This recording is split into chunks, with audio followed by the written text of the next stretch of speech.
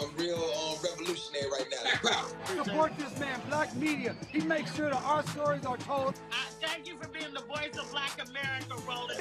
I love y'all. All momentum we have now, we have to keep this going. The video looks phenomenal. See, this difference between Black Star Network and Black-owned media and something like CNN. You can't be Black-owned media and be scared. It's time to be smart. Bring your eyeballs home. You dig?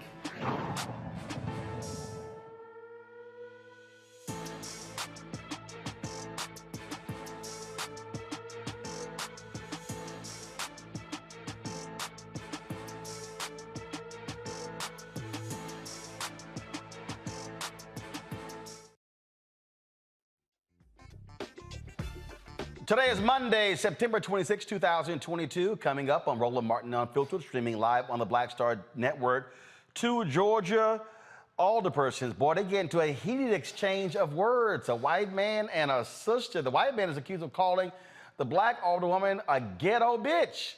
Yeah, we'll talk to the alderwoman about their acrimonious history. In Indianapolis, the Circle City Classic took place this weekend, but there was no football game. But that was a Circle City Classic.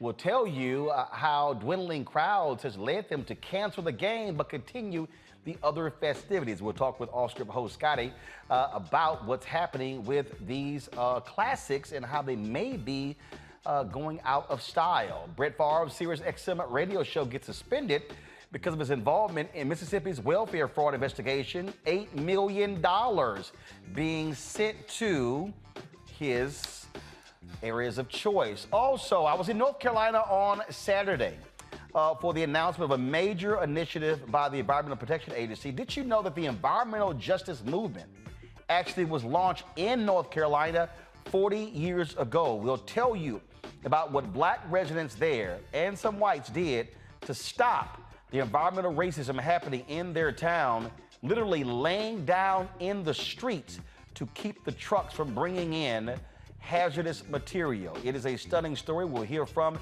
EPA Administrator Michael Regan, also Reverend Dr. William J. Barber, Ben Chavis, and others. Also in today's Fit, Live, Win segment. Now, many of you may hate working out. You may see it as a task. Well, my guest, fitness coach Avery Woodley, says we must change our mindset as to how we approach working out and see it not as a chore, but really as an opportunity to free our minds and get ourselves in shape. Plus, we'll take your phone calls as well with regards to that. So look forward to asking her, so get your questions ready. It's time to bring the funk on Roland Martin Unfiltered. Streaming live on the Black Star Network. Let's go. He's got it. Whatever the biz, he's on it. Whatever it is, he's got the scoop, the fact, the find. And when it breaks, he's right on time and it's rolling. Best believe he's knowing, putting it down from sports to news to politics. With entertainment just for kicks, he's rolling. It's on go, y'all. It's Roland Martin, rolling with Roland now. He's funk, he's fresh, he's real, the best, you know he's Roland Martin.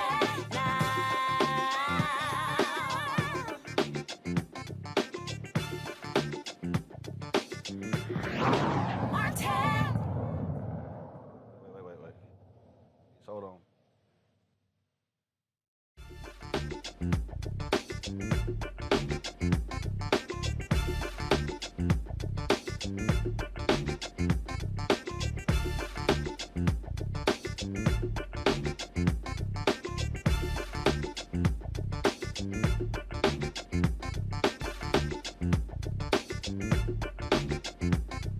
All right, folks, in Savannah, Georgia, a black alderwoman accuses a white city council alderman of calling her a ghetto black bitch on video. There was an altercation that took place after a recent city council meeting, and it was captured by body cam footage from a police officer. Watch this.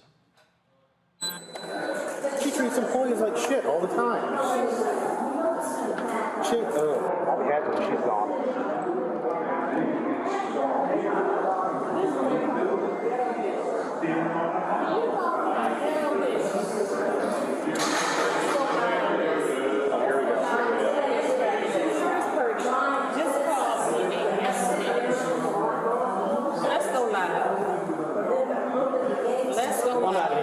Billy?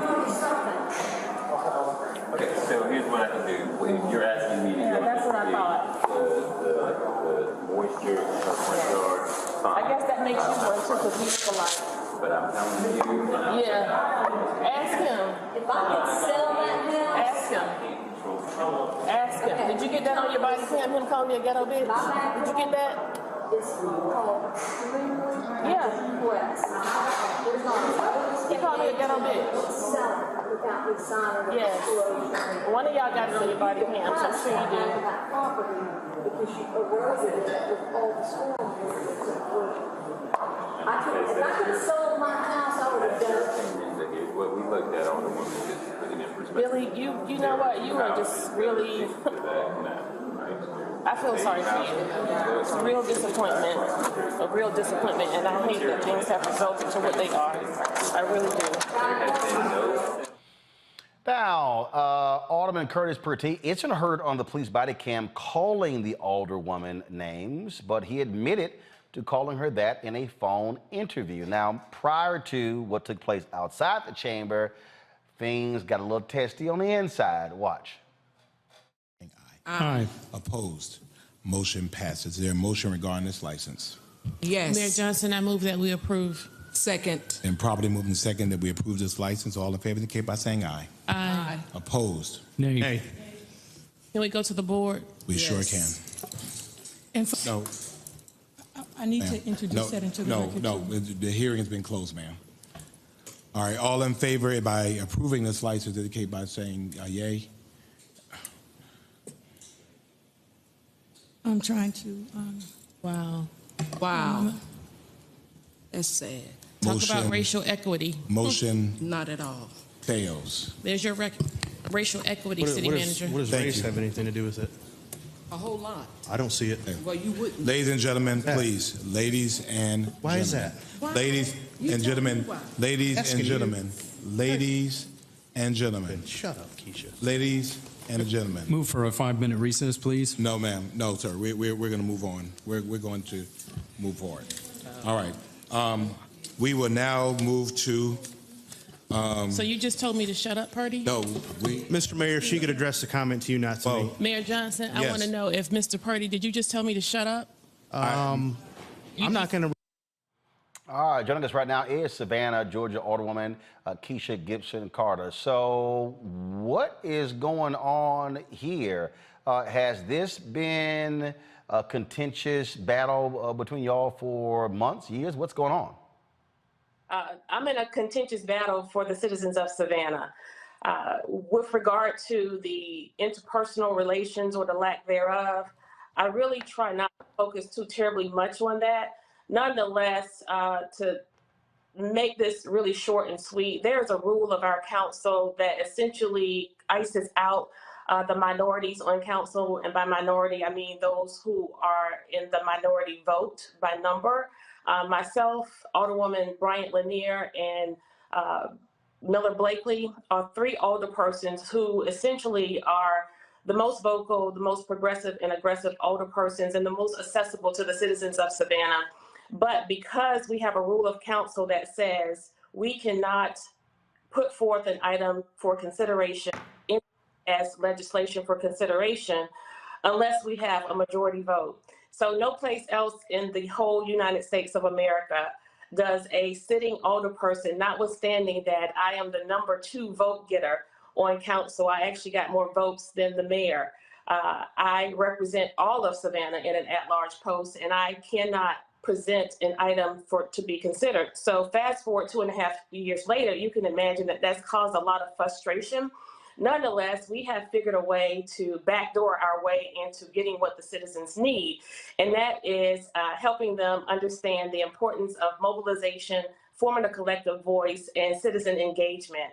And as a result of that, we are able to, in tandem, match that with our force on council and in the community and get the attention of the people and put others on council who would be interested in supporting these efforts that ultimately support our community when it comes to crime, poverty, homelessness, and forced displacement. So we face pushback. And that pushback comes in the form of political hits that's often carried out by mainstream media here in Savannah, both print and television, as well as public assassination of our character, sullying our reputation, if you will. You see, Curtis Purdy has told me to shut up, and he has called me a ghetto bitch, a black ghetto bitch, that is. And so there is nothing, if you were to Google him, that comes up. But when you Google Keisha Gibson Carter, the media has done a pretty good job highlighting and sensationalizing minutia on council. This Curtis Purdy, this individual has filed a bogus ethics complaint. I was shepherded through a process where I was humiliated, and we waste thousands of dollars of taxpayer money. We waste precious staff time only to have Curtis Purdy come to me a week later and apologize and say he was encouraged to file the ethics complaint, and he subsequently apologized. Well, we continued. We stayed on the wall. We did not give up. We continued to advocate for the citizens of Savannah, only to now find myself in a firestorm where I'm accused of calling, just by the sheer fact that I said the word racist or told a colleague that his behavior and rhetoric was racist on council, I was voted out of council chair. And physically, the mayor moved my seat physically. And so, you know, these are things that people said that I said. Nothing was captured with regard to the ethics complaint where it was stated that I cursed people out and I hit somebody with my pocketbook. It's the most ridiculous accounts of behavior that can be matched with public government. Nonetheless, we rose above it, and we are still in position doing what we do every day, doing what I've done for this city now for nearly 30 years, and that is advocating for her, inspiring her, and protecting the citizens of Savannah from my place of this elected office. And so now we continue to be concerned because, you know, this is dangerous political warfare. I knew what I was signing up for. I'm signing up to run for the top job of the city of Savannah. I will be the 68th mayor of Savannah. And if I intend to occupy that post, surely I have to be able to take somebody calling me a ghetto bitch. And I have to be able to accept that someone would say, shut up to me, notwithstanding it's a live city council meeting. But what I'm here to do is what others who are watching cannot do for themselves. There are women in this country, there are girls in this country whose bodies are under threat, and our voices daily are under threat and attack.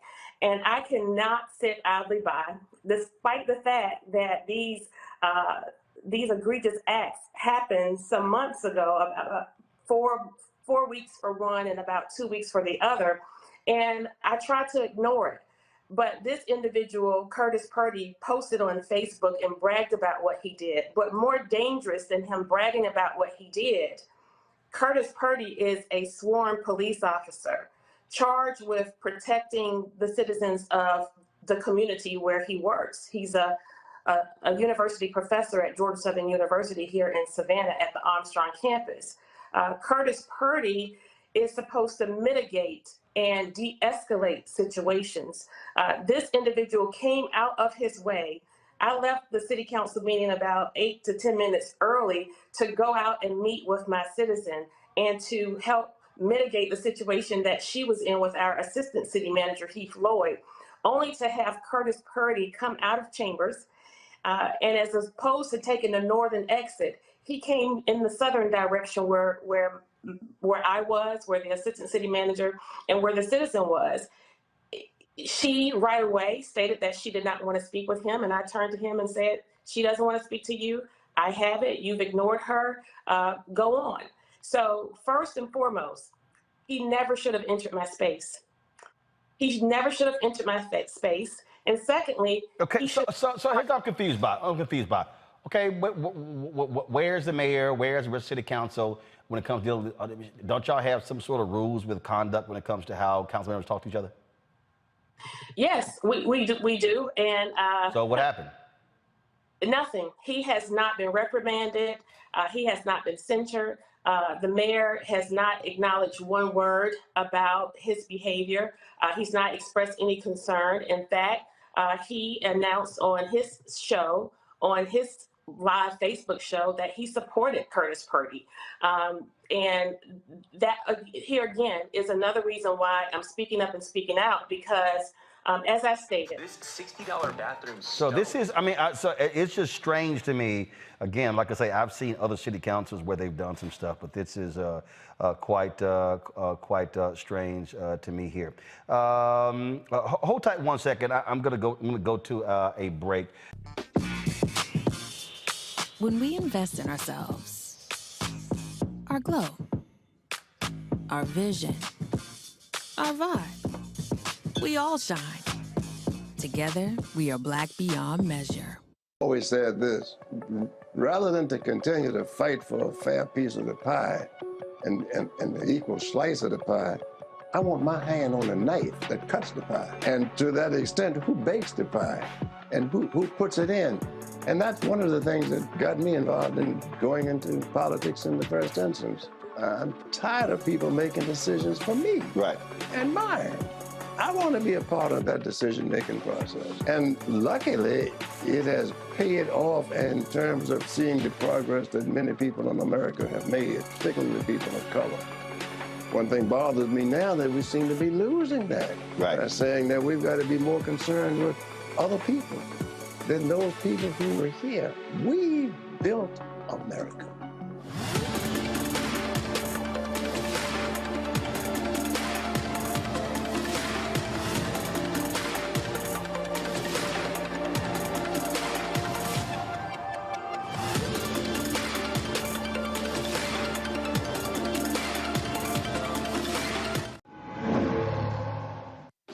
My name is Charlie Wilson. Hi, I'm Sally Richardson Whitfield. And I'm Dodger Whitfield. Hey, everybody, this is your man, Fred Hammond, and you're watching Roland Martin, my man, Unfiltered.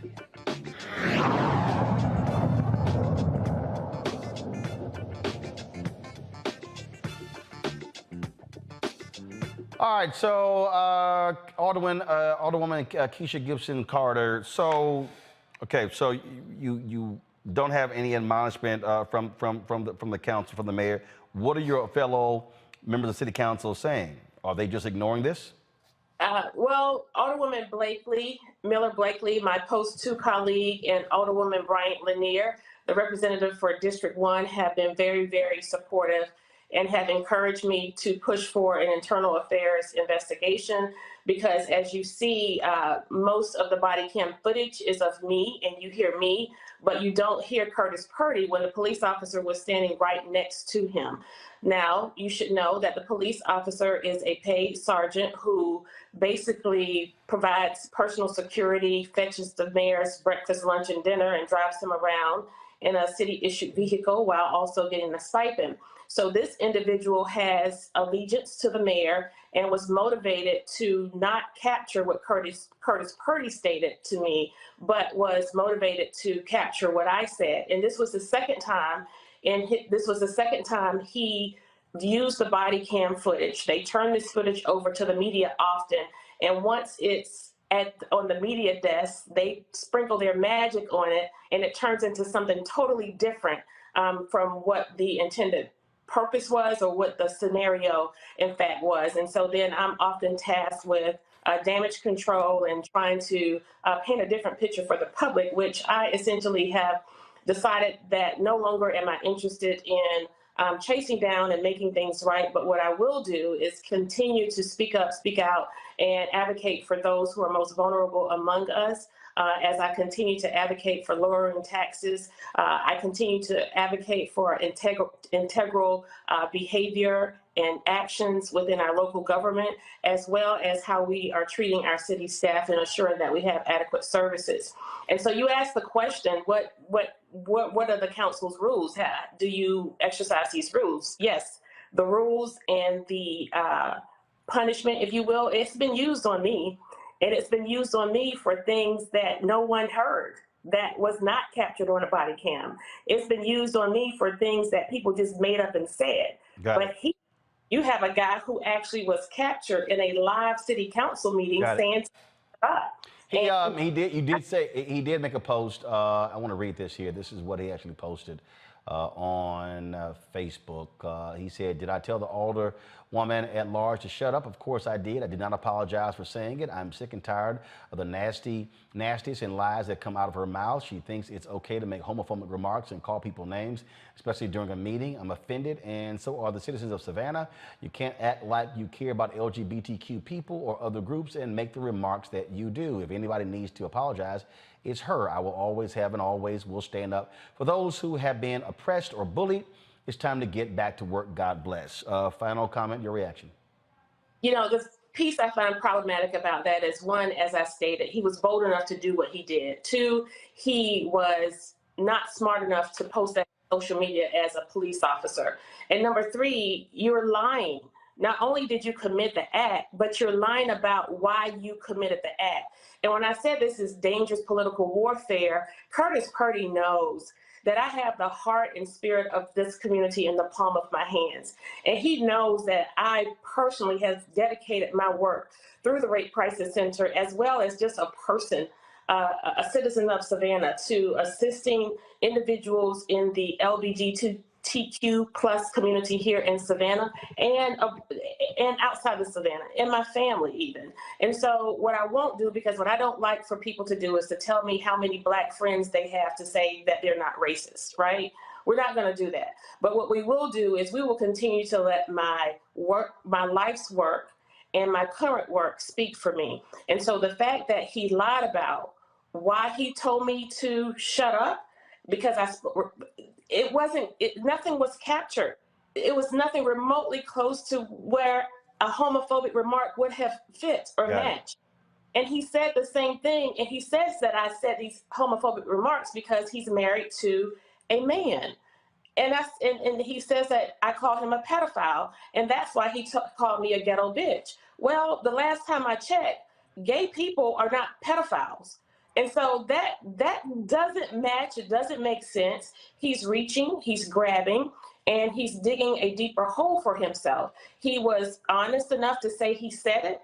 Well, just say you said it, because that's what's in your heart and in your spirit. Got it. And the definition of me bullying, the definition of a bully is a person where there is imbalance of power.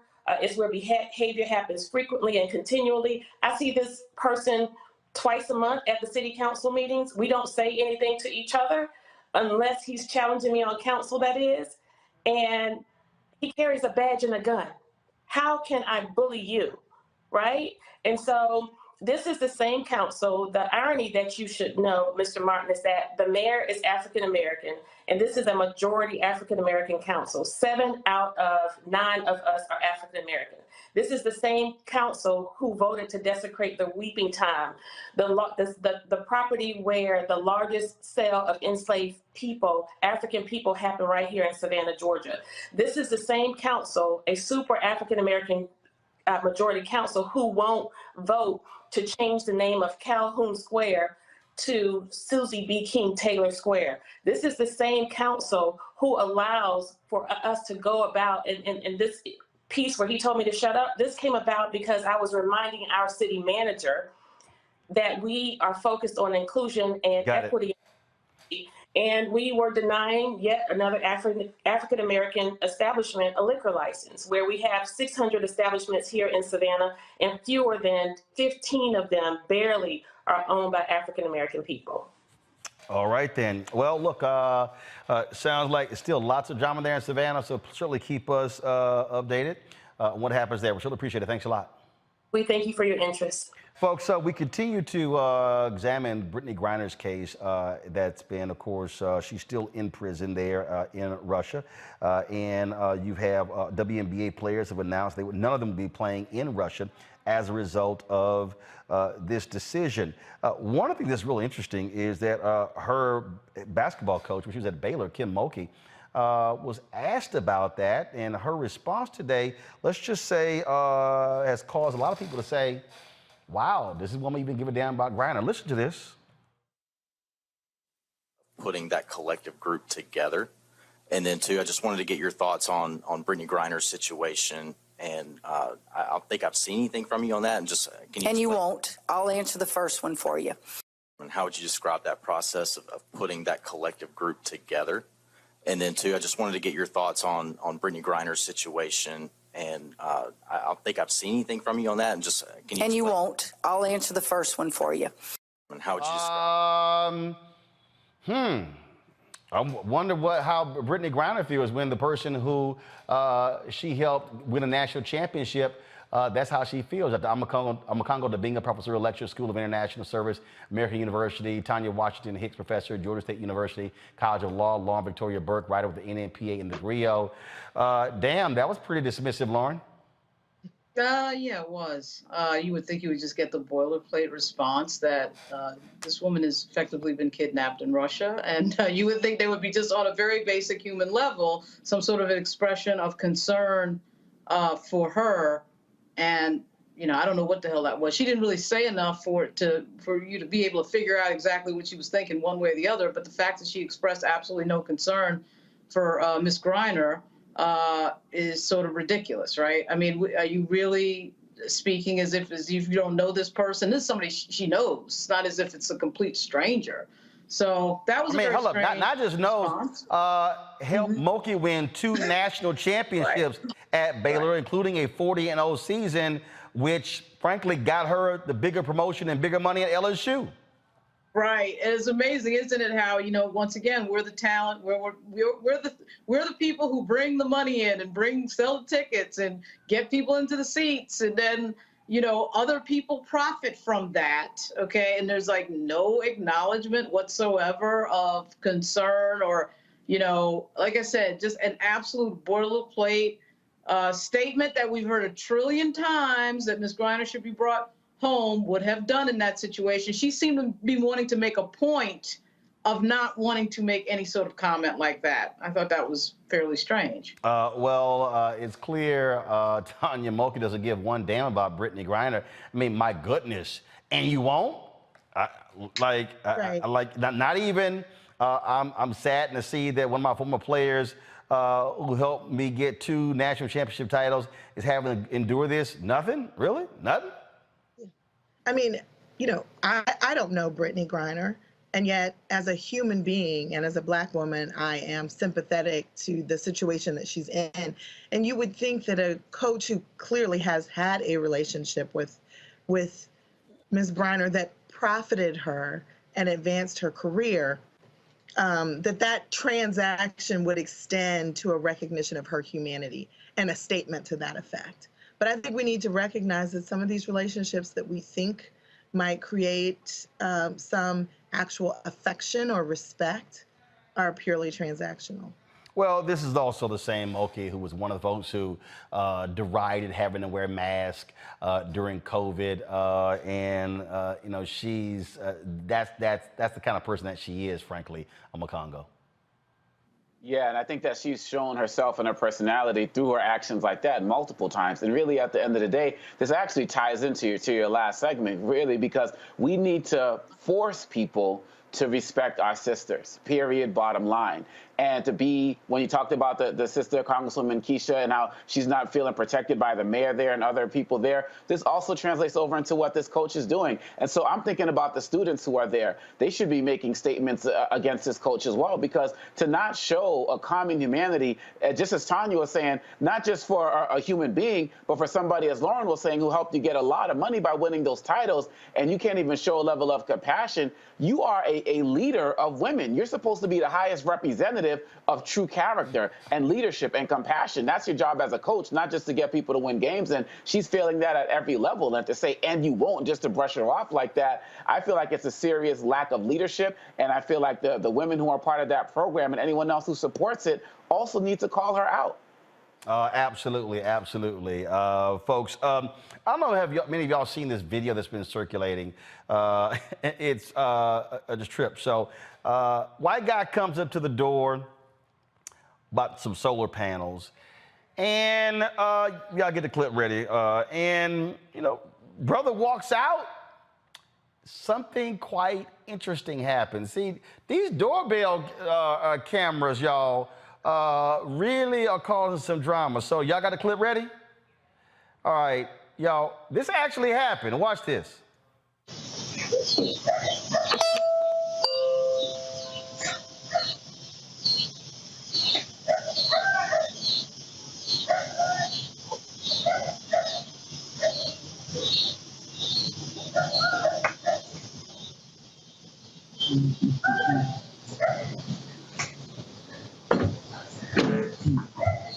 Hello.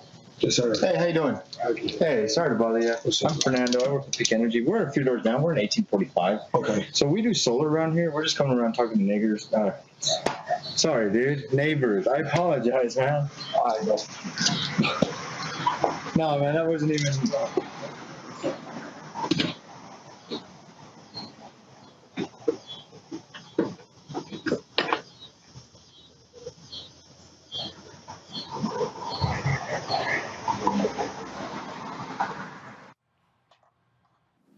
Wow.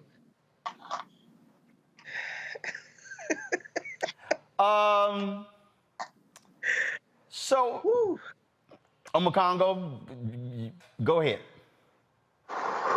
Yeah. Oh my goodness. Damn. You know, again, Roland, this also ties into your first segment. I feel like people are just so emboldened nowadays that they can feel whatever they want to say whenever they want to say it. And people talk about Freudian slips and all of that other type of stuff. There's certain words that are just not going to come out of my mouth about certain people because that's just not in my heart. So this guy, wow. Yeah. I really thought that the brother was going to swing on him. Like, I really thought that that was just going to happen because I didn't know what to expect in this video. But this is part of the climate that we are in. And I know that people are going to say, oh, well, just a slip up, it can happen to anybody. That's not true, Roland. That's not true. These people are showing what's in their heart. And he's just like, oh, I'm sorry, man. They're supposed to be cool. Like, they're supposed to dap it up and just call it a day and then be like, yo, let me check out your solar panels. It doesn't work like that. And I hope that there's some real action that's going to come from this brother towards this man and his whole company. He rang on his home doorbell and racially insulted him. Get paid, man. Get paid and call it a day. Wow. Tanya, here's the thing. I don't use the N-word. Stopped using it more than 20 plus years ago. It's like not the natural thing that's gonna come out of my mouth. So homeboy said it so easily and so smoothly. It's like he said it 5 minutes ago. First of all, Roland, you were wrong for not preparing us for what we were about to see. That's not what I expected. But you read my mind because this man drops the N-word on a regular basis. The people who will say, oh, that could happen to anybody also frequently are fluent in the use of the N-word. And I think the guy regrets that he said it in that context, but I don't think that this is abnormal behavior.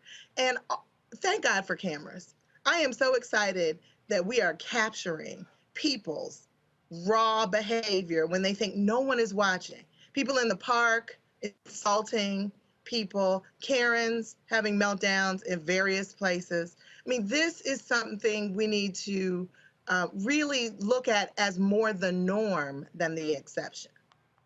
You know, the thing here, first of all, Lauren, Tanya is absolutely right. This is why I do love cameras, because it is exposing folk for who they are. You know, my book, White Fear, I talk about this here, the things that people say in private. Now all of a sudden, oh, they've been, you know, wearing the code. They've been, you know, just saying a certain thing. And now, yep, you're getting busted for it. You're getting busted for it. Yeah, I think the cameras are a bit of a double-edged sword because the editors of these cameras tend to be sort of addicted to social media, and social media makes its money through conflict and through negativity, particularly Facebook. So what we see may in fact not be an accurate depiction of what most people do. We're just seeing more of human behavior than we've ever seen in any previous generation. Yeah, but we're seeing it because just like with police videos and others, for the longest they would say, "Oh, this happened," but now they're contradicted by the actual evidence. And so I think in so many other cases, you see the white guy who was on the airplane who acted a fool and he was using the N-word and losing his mind and loses his job, and the white guy who tells a black woman like, why are you at this pool? And she's like, I stay here. Well, show me your key card. what's happening is all of these interactions that for the longest folks could lie about, it's a little hard now to lie when we're actually seeing the video of you saying it coming out of your mouth, where it used to be, oh no, I didn't utter those words. Well, what we are seeing, though, is the worst and most negative depictions of human interaction. What we don't see is all positive interactions that are probably making up the most predominant amount of video that we see. No, right? yes, we do. What sells online. I disagree. What sells online. I disagree. Is conflict. I disagree. So I'm not saying that no, we it's are not seeing a benefit to see police video that's negative. It is a benefit to see what the police were doing. Frankly, I think our community knew the truth of that before the video. We're just now seeing the videos now, but we knew that that was true back when Malcolm X was talking. No. We knew it was true. But Lauren, the difference is here. We knew it was true, but when it came time for justice, it was always the cops' version also stood up. Just like when somebody said, "Oh, this store person called me the N-word." What was it? It was the sales guy. The sales guy at the store, I think it was in Texas, and he called, remember the black father took very calmly, walked this guy through. What was the guy's initial response when he got confronted? I didn't say that. Then it was kind of like, and we go to the videotape. So to me, the benefit is we have had to deal with the folks lying about these interactions for a very long time. Now these people are being busted for it, and now they're having to go up against the video to actually show it. And what it is showing, which I think is necessary, that what regular, ordinary interactions that black people are dealing with, this is the kind of crap we got to deal with. Oh, absolutely. I mean, I think, as a journalist, I would never argue for less information, for less content, for less data. I would just say that when we talk about what drives profit at social media companies, we know that is based on. No, but we're not having. But we're not having a social media. We're not having a social media driving profit conversation. What we're having is cameras are so ubiquitous. The things that people have done. The road rage incident in Texas. This guy jumps out of his car, pulls his gun out, and literally walks over and points at another driver with a car behind him captured on video. What ended up happening? They arrested that guy. And so luckily what you're seeing is now with the proliferation of videos, the people who lied, and then it was kind of like, oh, you can't prove it. Well, now people can prove it. And so now folks are getting fired. Companies are having to pay various fines. That to me is the benefit. And so, look, I get people who are deceptively editing videos, but when you're seeing the continuous video feed, yeah, I'd say it's a damn good thing that's happening.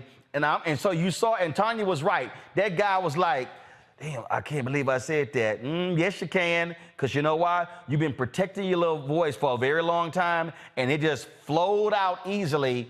And yeah, he's real lucky he didn't get his ass knocked out.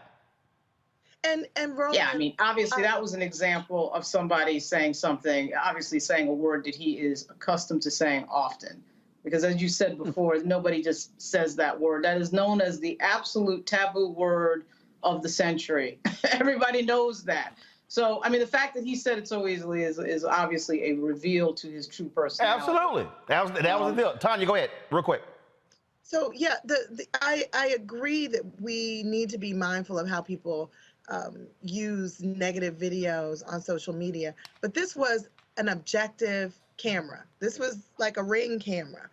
There wasn't someone out looking to see who is going to express negative behavior that they can then use to sensationalize on Facebook. And I think what we're seeing is people's true characters being revealed when they're not aware of it. Yeah, this is sort of like those hidden camera experiments, how people actually react when their guard is not down. That's, I think, what we're seeing. And so I'm quite sure he had an interesting conversation when he got back to the office once the video became public. All right, y'all got to go to a break. We come back.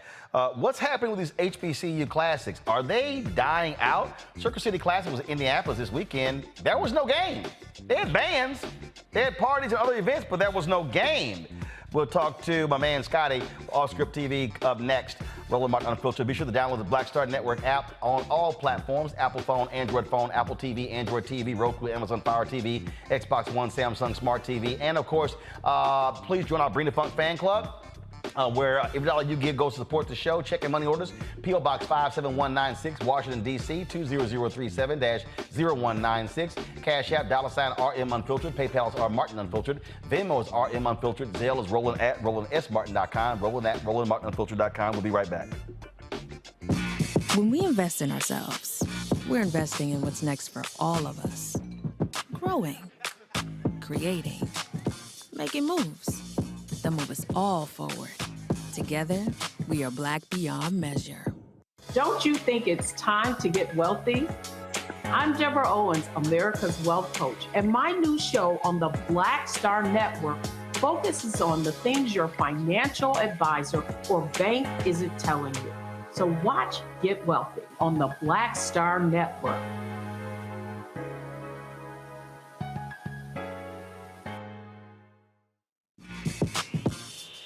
When we invest in ourselves, our glow, our vision, our vibe, we all shine.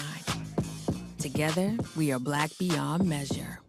When you talk about blackness and what happens in Black culture, we're about covering these things that matter to us, speaking to our issues and concerns. This is a genuine people-powered movement. There's a lot of stuff that we're not getting. You get it, and you spread the word. We wish to plead our own cause. Too long have others spoken for us. We cannot tell our own story if we can't pay for it. This is about covering us. Invest in Black-owned media. Your dollars matter. We don't have to keep asking them to cover our stuff. So please support us in what we do, folks. We want to hit 2,000 people, $50 this month, raise $100,000. We're behind $100,000, so we want to hit that. Y'all money makes this possible. Check some money orders. Go to P.O. Box 57196, Washington, D.C. 20037-0196. The Cash App is $RM Unfiltered. PayPal is R Martin Unfiltered. Venmo is RM Unfiltered.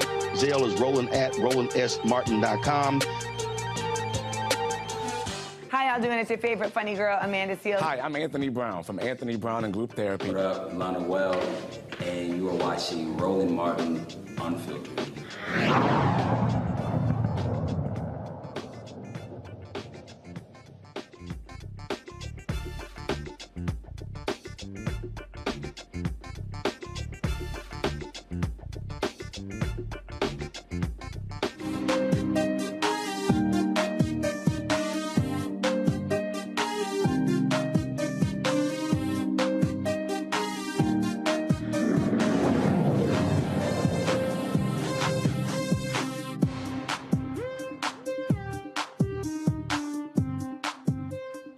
Folks, the Circle City Classic for 40 years has been one of the top HBCU football classics in the country. Hundreds of thousands of people have attended the games. Upwards of 60,000 one game, folks. This year, the game took place. No, the game didn't take place. Right, that was a Circle City Classic, but that was no game. Instead, the Classic was just Battle of the Bands and of the other events that are around the game. Scottay, the host of OffScript TV, joins us from Atlanta. Scottay, glad to have you here. The promoters told the Indianapolis Star that, frankly, it's cost them lots of money. They've had dwindling of football attendance at this game, and when this game started, it was one of the preeminent classics. It was one of the largest. But you now have had such a proliferation of HBCU classics. We just saw one that was in New York, actually in New Jersey. About 35,000 fans were there to see the Howard Morehouse game. Then you got the Florida A&M Jackson State Classic. You've got the one in Memphis. You've got the one in Dallas. But the Chicago Football Classic, no game this year. And I think the Atlanta Classic has been discontinued, correct? Yeah, that's where the 100 Black men used to be at. They don't do that either. So, so are you surprised to see that the Circle City Classic, again, one of the most prominent ones, no game. They were like, nobody was going to the game anyway, so we'll just bring the bands in. I mean, that's what HBCU fans want anyway. I mean, at the end of the day, you know, they love their bands. I don't think it's much about football anyway. But talking to a few people that have been around the sport and just a couple of people that actually went to the event, and they spoke to some coordinators, they just said I heard it on two sides. You had scheduling conflicts that a lot of teams, when they reached out, their schedule was already packed, so they couldn't get there. And then you had other people saying that people are trying to get away from classics. They know that it's not in the best benefit of a lot of football programs because you're usually taking a Southern program to come all the way up north to Indianapolis. You're not, you know, you're paying, they have to pay for the expenses, pay for the band. And if you're not paying them a certain amount of money, it actually, they may break even, they may lose something. So, you know, classics aren't generating as much revenue as they once were. And it's interesting because you take Chicago. Chicago has the third largest concentration of African Americans in the country. There's no HBCU there. You have a PBI, Chicago State University. And even when they have that game at Soldier Field, it's not a packed out game. You got 3.5, I mean, you got, you know, 1.8 million, 2 million black folks in Chicago. Yeah, I believe, if I'm not mistaken, they even have the Black Hall of Fame game up right, you know, around the same time the NFL has their start off and the kickoff, and that game isn't predominantly packed as well. So I was more surprised, if I'm being honest, that I saw as many people pack out MetLife. It was over 35,000 Morehouse and Howard fans that attended the game, and I thought that was an amazing crowd to have at MetLife. But you know, you just with the Circle City Classic, you know, they've had a changing of the guard. It's nothing like the Southern Heritage Classic where it's a Tennessee State, Jackson State. You know what you're going to get. You know, for the past 4 to 5 years, Kentucky State was their bread and butter. They were always at the Circle City Classic. You know, they showed up and showed out, but the attendance still dwindled, and they're a Division II team. So I'm shocked that they couldn't have got Kentucky State back up to the Circle City Classic to have some type of game. And in 2019, Kentucky State played Jackson State, which they beat. So, you know, they've been up there. Is this also an indication that, frankly, when we look at these games, that at the end of the day, for fans, they want to see best talent? And frankly, are fans also saying they simply don't see HBCU football games as being really interesting, competitive games? And to your point, they're like, all right, show me halftime. I mean, it's usually always been about the bands, you know, and everybody's watched Drumlines. Halftime is game time, you know. So I think that's the narrative that Deion is trying to change down at Jackson State, that, you know, you can get some talent, you can recruit the right people, you can put a good or a great product on the field like they have in other programs in the MEAC, like North Carolina Central has and how South Carolina State has. So you can put a good product on, but you also need the fans to come and support the game, not the halftime, not the tailgating, not the fashion show at the stadium, because you want somebody to see how you look. They have to come and support the game. But here's the deal, though. But if I don't have a tie to the school, I mean, perfect example. I'm a Texas A&M graduate. I'll be honest, I don't have an association with another school. So if I live in Indianapolis, I live in Chicago, I mean, okay, 2 schools come in, all right. I'm not necessarily, I mean, look, I'm born and raised in Houston. I lived in Chicago 6 years. I didn't give a damn about the Chicago Bears. I didn't go to any games. I didn't care. And also I think television, streaming has also changed the game. Because even on the whole point about, okay, I want to see halftime show. Well, actually, if I want to see I can go to YouTube and literally watch shows now live. And so I think at the end of the day, and it's also for the classics, you are expecting fans to travel. Well, if you're playing several classics, as a fan, you like, well, am I going to travel to, if I'm Grambling, am I going to travel to Dallas for the State Fair Classic? I'm going to travel to the Bayou Classic. I'm going to travel here. I mean, I think this is also part of the deal. And schools are also saying, to your point, if we ain't making money off of this, why are we doing this? It goes back to two folds. You have schools not promoting their players, so you don't even know who I'm coming to see. Right. You know, there's no interest to say, oh, I want to see this special player or I want to see this special talent. The bands get all the promotion because they know the band is good. They know, the music they're going to play, or they know how they're going to sound. So there's an expectation there. But when you're going to see a football game, you don't know who the starting quarterback is. You don't know who your star player is. You don't know why I should come see this game or why it's important other than the pageantry around the game. You start losing core football people who are interested in actually the game. And then I have to go travel hundreds of miles or, a few hours out of my way to go when I can watch it online or I can watch another game at that same time. You start losing the fan attendance. To bring my panel right now, Omakongo, look, it's interesting that when you look at a lot of these events, whether we want to own up to it or not, what attracts fans, it ain't the event. It's the stuff around the event. It's the step show. It's the halftime show. It's the parties. And so the folks in Indianapolis were like, well, what the hell? We just going to do all that stuff and say the hell with the game.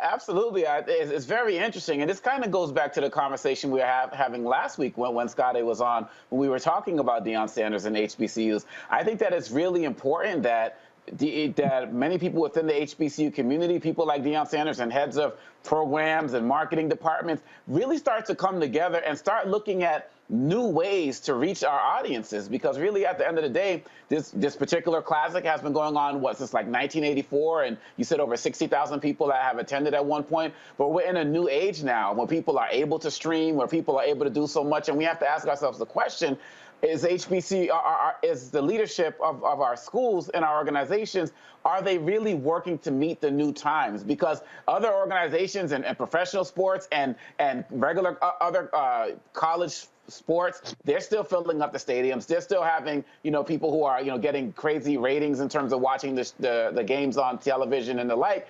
We need to look at ways to make our stuff more appealing in this new age that we're in. And if we don't do that, I feel like these are not going to be the exceptions. They're going to end up being the rule for other classics down the line.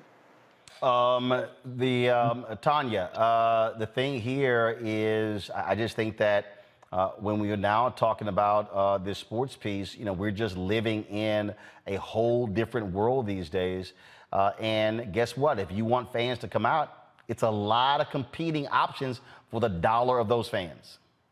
Absolutely. And I attended a PWI. I graduated from James Madison University. And so the first time I went to an Atlanta Classic with my cousin, at halftime, I got up to go to the bathroom and she's like, wait a minute, we came for this. And so, I want to add to the mix of things that may be influencing what we're seeing, the pandemic that we're still living through. I wonder if there were some realities around that pandemic that may have influenced the decision to cancel this particular classic. Well, again, Scottay, the story that I read, the promoters just simply said, from a cost-benefit analysis, if the folk only coming there to hear the bands, what the hell? No sense in bringing in the football team and everything else that goes along with it. Now you're talking about either flying them in, busing them in.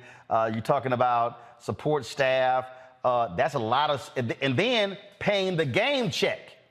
Yeah. Now, I do hope that the band's got a check. They did. They got $30,000. So, but to her living through the pandemic, they played the game last year. Benedict and Kentucky State played last year. So, once again, like I said, Kentucky State has been a staple there. So I don't think that was the cause. But when you have like Roland, you have so many cost benefit analysis, and you talk about it all the time. Running the business is you want to be in the black. So it doesn't make sense for me to bring in an ancillary part of the revenue that people aren't really coming to see anyway. But I have to still pay out $100,000 to $200,000 for a part of the action that people really don't want to come see anyway, when I can make money just selling tickets to a band event. And if you know anything about the HBCU culture, I mean, they had Battle of the Bands not too long ago, and I think they got about 40,000 people in the stadium at the Battle of the Bands. So it's a culture in its own. It's a culture in its own. Yep. Lauren. I know we're talking about classics, but like in the last 3 weeks, I went to see Hampton play Howard, and then I went to see Norfolk State play Hampton, Battle of the Bay at Norfolk State. And I gotta tell you, people were riveted to the game. Now, of course, they were special games. It's kind of like homecoming or the first game of the year. And obviously, when two HBCUs play each other, it's a big deal, particularly in Virginia. And when Hampton played Norfolk State, there was a line going from the ticket booth that was unbelievable. And then there was a line to get in. It was just hard to get in, you know.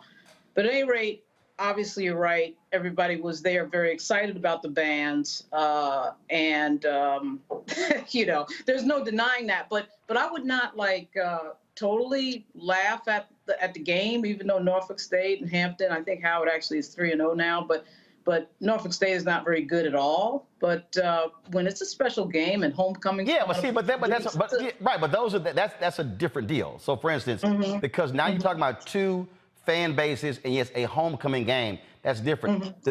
What's happening now with these classics is what you're seeing people now shine a light on these games, and now the financial realities. Why are we traveling? Because what people don't realize is when a team travels for a classic, they're giving up a home game. So all of a sudden, you're now on the road. And so I think the number of this, Scotty, I think Grambling only has 3 home games this year. And they're constantly between the road games and the classics. And so you start asking yourself the question, we're spending a lot of money on the road going to classic. And is it frankly financially beneficial to be doing that versus playing on the road where there's no travel? We can play in a home stadium, sell tickets, concessions, parking, and for your fan base, if they're coming back to your campus, they're bringing money back. I'm a Texas A&M graduate. Texas A&M plays Arkansas. Jerry Jones cuts a big-ass check for Arkansas and Texas A&M to give up a home game to play in Dallas in his stadium. Now, he's an Arkansas graduate, but that's a big check, several $1 million, because those two schools can make a ton of money if it's a home and home. And this is the thing. See, Miss Lawrence talking about, Norfolk State and, Hampton and Howard. Like, go to a game where Norfolk State is playing Morgan and tell me if you see the same attendance. Go to a game when Hampton's playing Delaware State or Howard's playing Delaware State and tell me if you see the same attendance. And that's the problem. If you're a football fan and you're supporting your school, you just go to the game. Right. Like, it doesn't matter who you're playing. It's like, yo, I'm supporting my school. Like that. At A&M, we had 100,000 people watching Texas A&M play Sam Houston State. Because they're there for the game, they're there for the team, and that's what you lack at a lot of HBCUs. And this is the backwards business that happens at HBCUs. Okay, if I'm Grambling and I have a promoter coming to me and says, "Hey, I want to move you to Houston, or I want to move you to Dallas." Well, you're going to pay me 5 to 4 times what I would make at home to get me to move, because that's the only way it's going to be beneficial to me. But instead of you giving me you're going to give me what I made or maybe less than what I made just to say, oh, I'm going to put you on TV. That doesn't do me anything, because you're making all the money on the back end being a promoter. So it has to do with better business that has to be done by HBCUs if you do decide to be in a class. And then it also has to make sense of who you're playing. Just don't go play any old body. And I think that's the Circuit City Classics issue, is that they don't have a staple team, so you don't know who's going to be there next year. You're like, it might be Kentucky State, it might be Howard, it might be Morehouse. You never know. Absolutely. All right, Scotty, certainly appreciate it, folks. Subscribe to Scotty's channel on YouTube, OffScript TV. You definitely want to check it out. And so he keeps it wild and crazy in his show, so you don't want to miss that. Appreciate you joining us. Thanks a lot. Get a row. Folks, we come back, we'll talk about the environmental justice movement launching in North Carolina 40 years ago. EPA Administrator Michael Regan was there, was in Warrenton, North Carolina on Saturday with a big announcement. We'll have that for you and also share with you some of the people who were involved in the fights they were engaged in to fight environmental racism. Also, fitness coach Avery Wood is going to be joining us. How do we change our mindset when it comes to working out? She says, don't look at it as a laborious task. So we're going to break it down. You can also give us a call. So here's a phone number to give us a call, folks. Want to get your thoughts. You can ask her your questions when it comes to fitness, when it comes to working out, all that good stuff. All right. Come on, y'all. Pull the number up, please. Thank you. 202-890-1199. 202-890-1199. 202-890-1199. Get in line now so you can ask Avery your questions. We'll be right back on Roland Martin Unfiltered on the Black Star Network.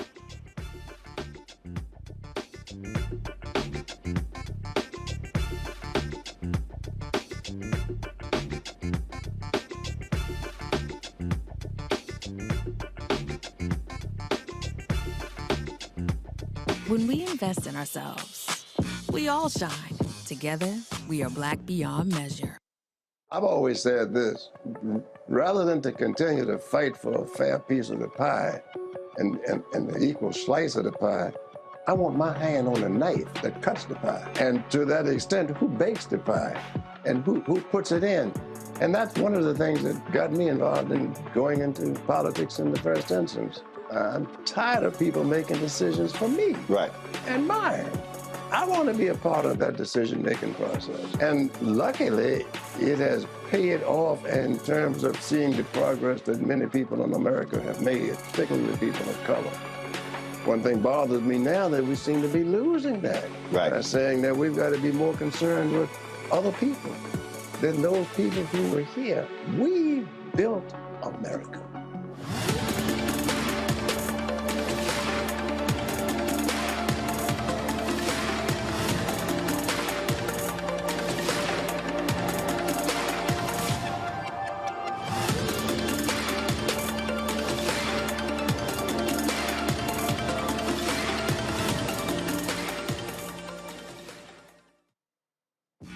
When we invest in ourselves, we're investing in what's next for all of us. Growing, creating, making moves that move us all forward. Together, we are black beyond measure. Hatred on the streets, a horrific scene, a white nationalist rally that descended into deadly violence. White people are losing their damn minds.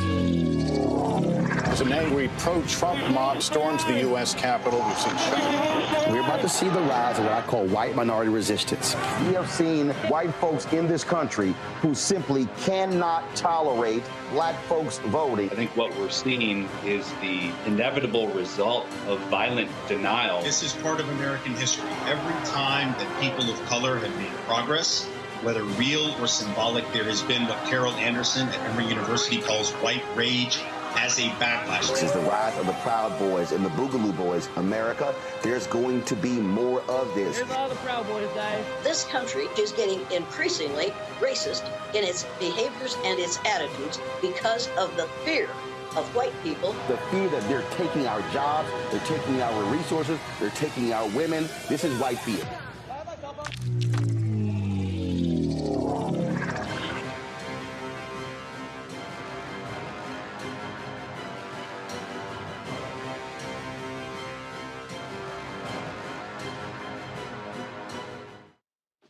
Hey, I'm Antonique Smith. Hey, I'm Arnez J. Hi, this is Cheryl Lee Ralph, and you are watching Roland Martin, Unfiltered. I mean, could it be any other way? Really? It's Roland Martin.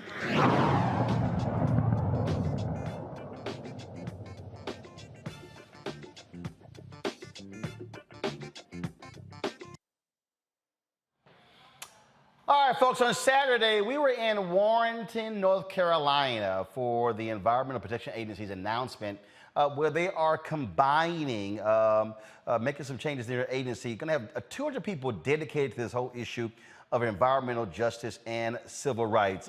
Michael Regan, who is the administrator, he signed this agreement there. He, of course, is from North Carolina. He's a graduate of North Carolina A&T. Y'all see me, I'm rocking the A&T shirt today. And so he is, you can turn the audio up there. He is signing this agreement here. Listen to it.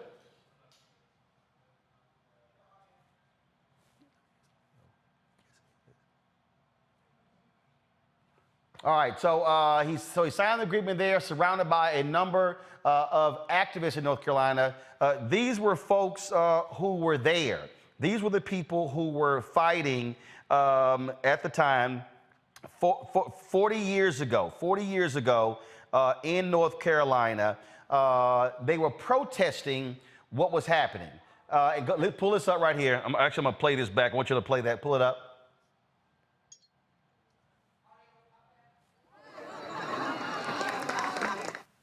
So what you saw there was, folks, he was giving his pen to one of the women who started the whole activism there. It was an amazing day. When I talk about this fight, they literally were trying to stop. The state was allowing these plants to dump all of this toxic chemicals there, and it was a 6-week protest that folks were engaged in. It was a battle. People went to jail. 500 people went to jail. Children were involved in this, and it truly, truly was an amazing event that took place there. And when you talk about what this meant, Reverend Dr. William J. Barber was one of the speakers Saturday, and this is what he had to say. All that matters in the movement is that you're in it. However you get it. Moses had a stutter. Elijah had depression. Jeremiah had tears. And Jesus was acquainted with sorrow. But they were in the movement.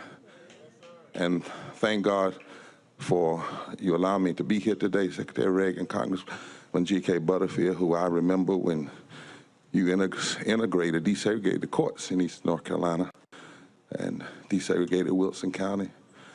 Congresswoman Clayton, I grew up sleeping on your floor way back in the day when my father, Leon White, and others used to meet over in Bricks, North Carolina. I remember the PCBs here when they were dumping them in the ditches at night. And folk were having prayer revivals because so many people were coming down with cancer.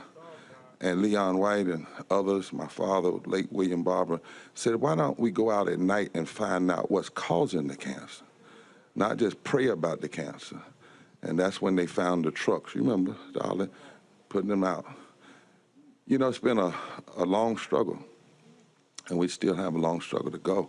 So much so that my son is here today, who is an environmental lawyer, and today and working with Climate Reality. And I come here today to represent the Poor People's Campaign, also repairers of the breach.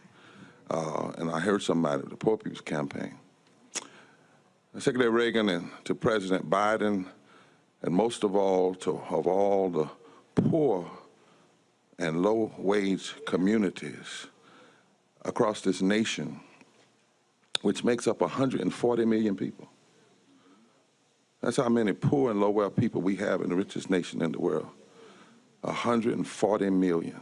That's 43% of the adult population and 52% of all the children in America. 4 million people who today get up every morning and can buy unleaded gas and can't buy unleaded water. That's why, Secretary Reagan, you have come to this position for such a time as this. Folks, we live streamed this entire event on Saturday. You can actually go to our YouTube channel or go to the Black Star Network. You can see all of this. But when I talk about the work that these folks were doing, what they were engaged in, what they were actually fighting and changing, it really was tremendous in how they just simply were sick and tired of being sick and tired. Eva Clayton was a county commissioner there, and she later, of course, went into Congress, and she talked about, again, how this environmental justice movement began right there in North Carolina. Doing well, I'm alive and grateful. Let's talk about this event, but also what happened here that really put the focus on environmental justice.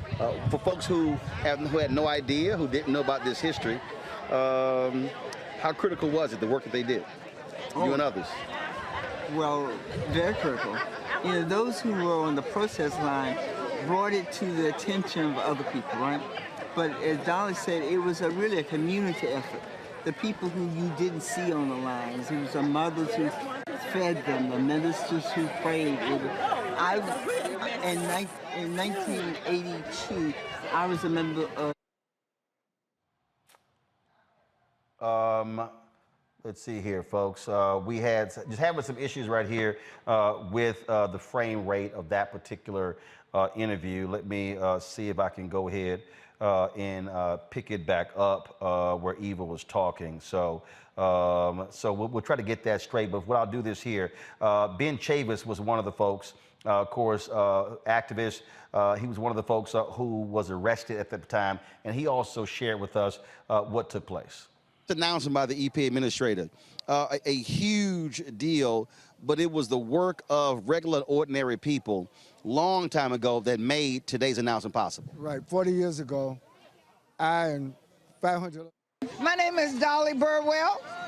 And Dolly, for folks who don't know about this story, this being the home of the environmental justice movement, explain what you and others did, 40 years ago? Yeah, Roland, 40 years ago, I organized my community because the state of North Carolina had chose Warren County to bury over 30,000 gallons of PCB-laced soil in a landfill in Warren County, and we knew that it was not right. We knew it was unjust, and I knew that what does God require you but to do justice, love mercy, and walk humbly with our God. So I knew it was wrong. We knew it was wrong. We organized our community for 6 weeks. For 6 weeks long, we went to jail every day.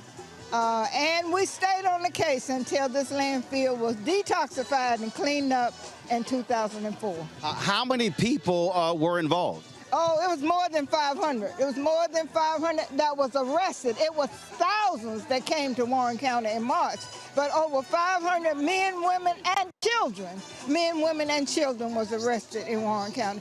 And that's why today I'm called the mother of the environmental justice movement. But I'm looking forward, Roland, to that day when I can be called a grandmother, when some of these young people will take up the mantle. And I was encouraged because last Saturday we had the 40th anniversary and we had over 500 young people. And so I am just so encouraged, and today has just been monumental. This is one of those issues we talk about all the time. This is one of those issues that when we talk about environmental justice, a lot of our people might think in terms of, oh, that's white folks who are doing that stuff, not African Americans. Well, you know, after 1982, a lot of people really realized that it was us who was suffering the effects of environmental racism, because up until 1982, people thought the environment consists of the birds, the trees, the indigenous. Folks would say, oh, they're just hugging trees. Right, but we knew that your environment is where you live, where you work, where you play, where you go to school, and anything that affects your environment is environmental justice, environmental racism. So what grew out of Warren County was a real education piece around environmental justice and what was happening in communities of color all over the world, really. All over. So what do you say to the folks right now? Because the reality is, we heard the speakers from Lowndes County, Alabama, from Louisiana, Cancer Alley. We've had them on my show as well. The people out there who are African American who say, look, man, that ain't our issue. We got other stuff that we're talking about. But, look, I grew up in Houston. Literally, the Port of Houston was like in my backyard. Those chemical plants were right there. I mean, I can still smell that those plants right now. This is still our reality in 2022. And let me just tell you this. Prior to 1982, Warren County had always been a predominantly black county. During slavery, there were 14,000 slaves. There were 600 free Negroes. There were only 4,000 whites. After that... Now, folks, as I said, Ben Chavis was one of the folks who was there fighting and got arrested there as well. Michael Regan, who was the EPA administrator, as I said, is a graduate of North Carolina A&T, He is from that state, a native of that state. And here is our conversation about why it was important to do this, to sign this agreement, establishing this new office, this reorganization in EPA, marrying environmental justice and civil rights. Be a native of this state, knowing this history, and now being in the position to come here with the announcement of this office. It's full circle, personally. Son of North Carolina, Eastern North Carolina, you know, sharing the hometown with William Barber, watching Dr. Ben Chavis as I grew up here in the state, and knowing the history of Warren County. It's an honor to share this history with these people, but it's full circle for me, and it's a special, special feeling. And obviously, when we think about what the folks here did, I often use this phrase, even when we talk about folks in the Black Freedom Movement. These are just ordinary people who did extraordinary things. Absolutely. People were just fed up and tired of what was happening, wasn't getting a response from the government. So they literally said, we're just going to go out and lay in the middle of the road and wait for trucks to threaten to drive by and kill us. And I think that that's a serious decision that any parent has to make when they know they have children at home, a job to show up for at work. And so just to be here and hear those personal stories, the fear that people had, but the calling to do it, it was for this community, but it started a national movement. You know, on that particular point there, when you talk about that national movement, it really was about individuals just not accepting what corporations were doing, but also challenging politicians to saying, you have to do better to protect us from these type of interests, intruding interests that has a detrimental impact on our health. I think they said basically our lives are just as valuable as the lives on the other side of the tracks. And you're not going to continue to dump on us. We're not going to take these cancer-causing agents in our water. We're going to protect our children, even if you don't. So we're standing outside of a courthouse that didn't protect him. We're standing close to a police station that didn't protect him. And the folks in Raleigh at the time weren't protecting him. So they took the matters into their hands. And listen, they did the only thing that they knew they could do. They laid in the middle of a road to try to stop dump trucks. I mean, I think there's nothing more powerful than that. And that takes a lot of courage, man.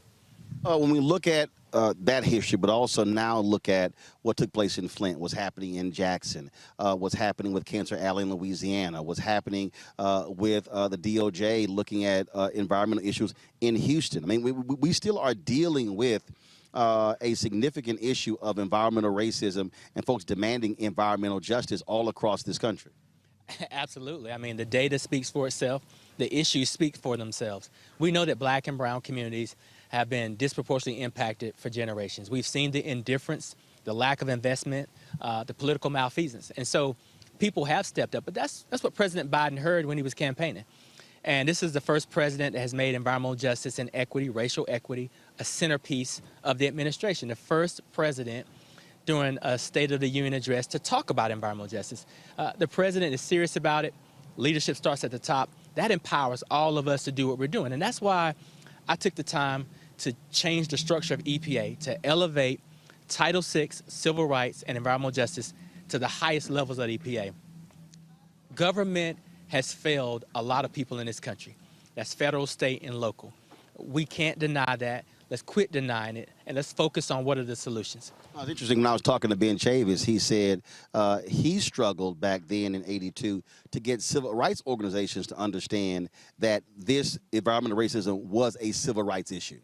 Absolutely. I think that now, and there was a time, Roland, where the movements wanted to be separate. The environmental justice movement did not want to be a part of the civil rights movement. Title VI was over here. Environmental justice was over there. What we've done is we've combined the two because we know that they interact with the same communities, and we can leverage the resources, the legal minds, the technical ability to solve these problems.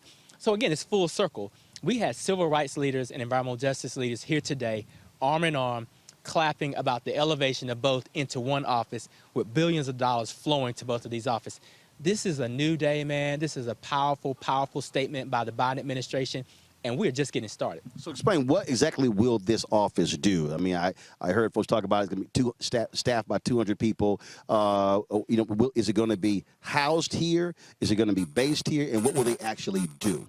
So we launched from Warren County to respect and honor the movement and the symbolism. but we're going to have over 100 employees at headquarters in Washington, D.C., and then we're going to have 100 employees in all 10 regions. So essentially, I took 2 offices or 3 offices at EPA, combined them together, and elevated them to the highest levels. And they will be responsible for the distribution of the $3 billion coming from the Inflation Reduction Act. It's important to know that the leader of this environmental justice and external civil rights office will be a presidential appointee that will be Senate confirmed. It's the highest you can get in terms of political influence in an agency. Will report directly to me, and they will be in every meeting that we have when we're designing policies and regulations. So the permeation and sort of implementation of all that we do, it will be done through that lens of environmental justice and civil rights. There was a young lady who spoke today and talked about her being a part of this. And it's very interesting when I talk to folks who are protesters. There are people who say, you know, I want to get involved. And we're now seeing a new generation of folks who want to become civil rights attorneys, who now want to become environmental attorneys, people who now understand that you need freedom fighters, not just in the streets, but also in those critical positions. Absolutely. I think that my first experience was that with Jesse Jackson, when, you know, basically he talked about the advocacy in the pulpit, on the streets, and in the corporate boardrooms. I think we're seeing that continue to spread. And I think young people are understanding that when you want to tackle environmental racism, you can do that through multiple disciplines, through engineering, through law, through science. It's how we bring all of that information together to inform the laws and the regulations that we are governing ourselves by. And so I'm inspired to see people from different generations, different disciplines say, I know that I have a role in environmental justice, and I know exactly where that fits, and this is how I'm going to play in the game. And when I was talking to Dolly, she said they were inspired because they had an event yesterday. She said there were 500 young people who were there. And so this has now become a central issue. Well, I say part of this intersection of issues that in addition to mass incarceration, criminal justice reform, education, this is now one that is actually, getting bigger and bigger. And it plays a major role in how young folks vote. Oh, it absolutely does. And you have to work harder to separate all this stuff than you do to combine it. And I think when you think about climate justice and climate change and environmental justice, young people are excited because they're going to inherit the planet. It's going to impact the economy. It's going to impact where they can live, where they can get jobs. I mean, some of them are even saying that's why they're not having children. Yes. That's a monumental decision. Oh, it is. I mean, this really, we have to, as sort of the quote unquote older folks, have to take serious what kind of condition we're leaving the planet to these young folks. And it's not just the physical planet. It's how we're leaving the economy, where the jobs going to be, what types of jobs. Is the United States going to be globally competitive? Is the United States going to be energy secure, nationally secure? These are the things that young people are saying, hey, I have to get involved if I'm going to have a chance. I've been talking to a lot of people about the initiative when it comes to electric vehicles, trying to improve our power grid, things along those lines. And you still have this contentious battle where you have folks on one side who want to maintain fossil fuels, keep doing things how we're always doing it, and not wanting to even consider other alternatives. And we keep hearing, what costs too much. And what I keep saying is part of the problem, I think, in this country, we wait until something blows up, something falls apart to go, okay, let's hurry up and fix it, as opposed to, how about we fix it before it gets irreparably damaged? That's right. And we're starting to see a lot of companies and a lot of industry just say, give that argument up.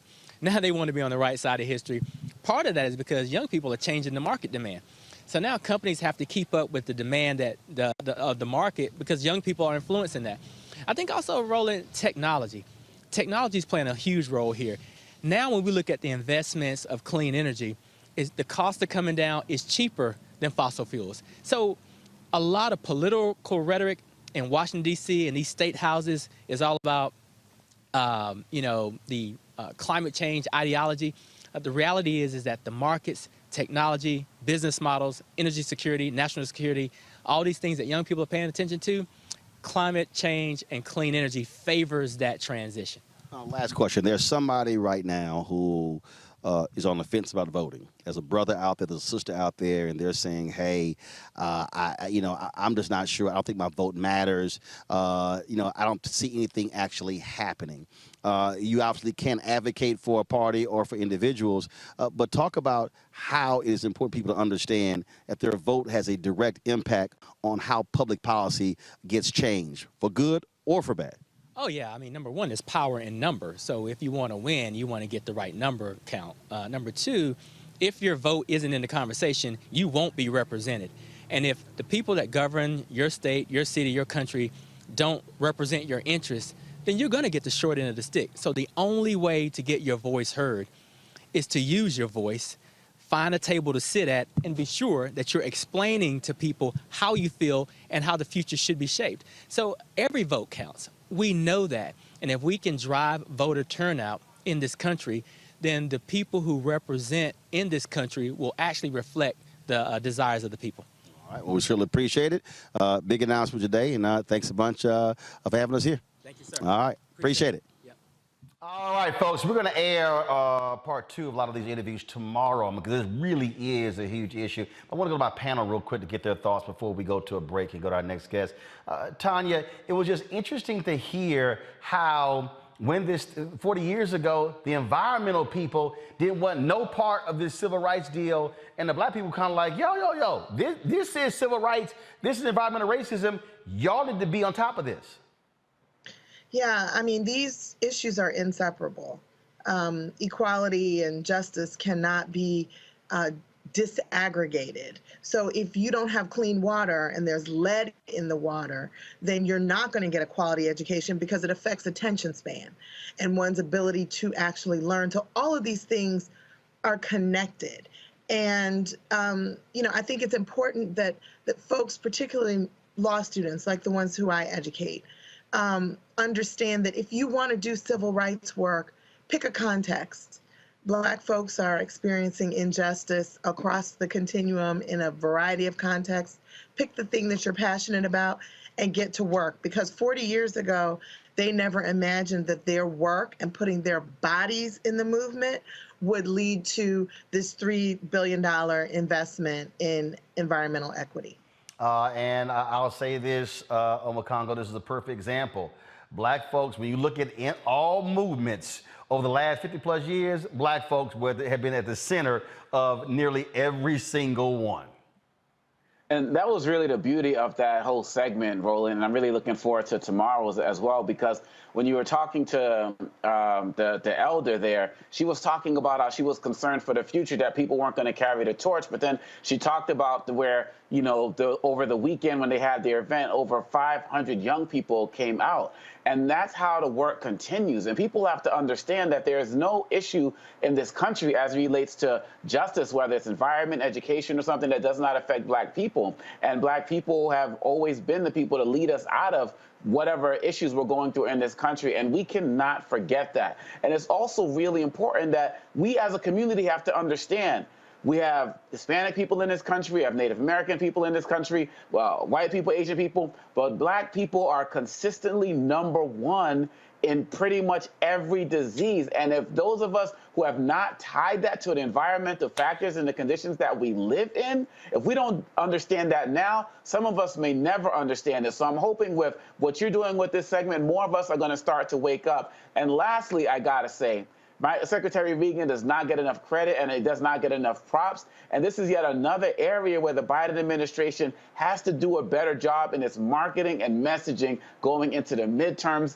in 2024, because this environment is something that we all need to make safe for everybody. Lauren, on that particular point there, I mean, we were the only national media outlet that was there.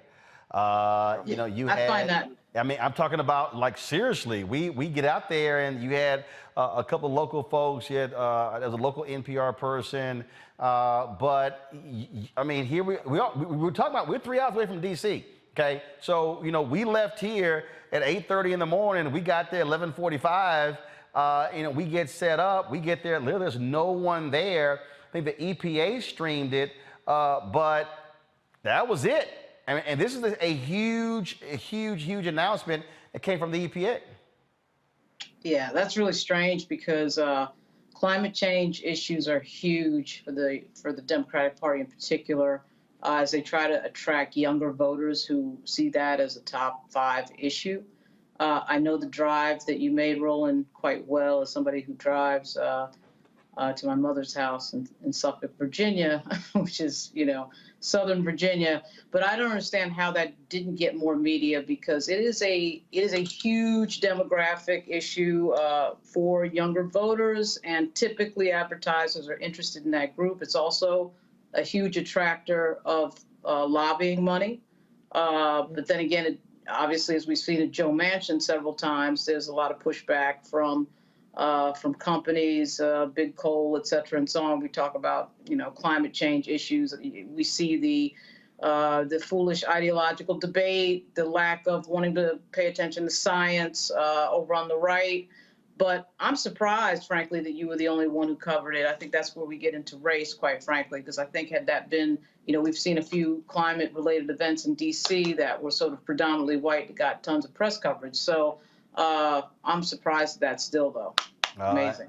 Indeed. So, again, part 2 tomorrow. So we'll hear from one of the white folks who got protested, along with we'll hear from former Congresswoman Eva Clayton, Ben Chambers as well, and we'll play more of what Reverend William Barber had to say as well. To my panel, thanks a lot. I certainly appreciate y'all joining us, Tanya, Lauren, and Omakongo. Certainly appreciate it. Thanks a bunch. Coming up next on our Fit, Live, Win segment, a lot of y'all, don't want to miss this segment with our guest, Avery Woodley. And a lot of y'all know how it is. Once you even hear workout, oh my God, no. She says if we have a different, we reframe our thought, how we approach working out, it actually can excite us in a different way. Y'all might be saying, you have lost your mind. She says, no, she's not crazy. She will explain. That's why she's laughing right now. She'll explain next, right here on Roland Martin Unfiltered on the Black Star Network. Download the app.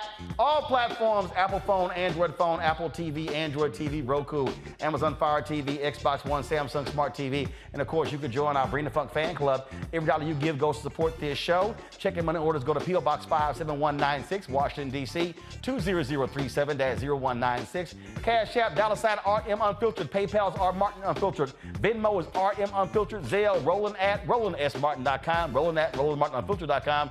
We'll be right back. When we invest in ourselves, our glow, our vision, our vibe, we all shine. Together, we are Black beyond measure.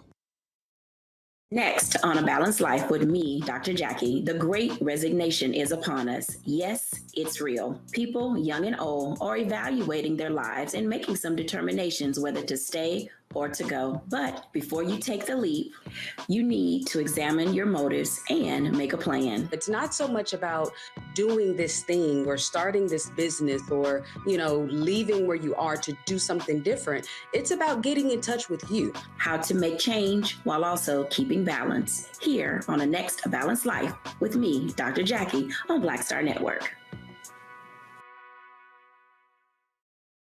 When we invest in ourselves, we all shine. Together, we are Black beyond measure. It's Kim Whitley. Yo, what's up? This your boy Ice Cube. Hey, yo, Peace World. What's going on? It's the Love King of R&B, Raheem Devon, and you're watching Roland Martin Unfiltered.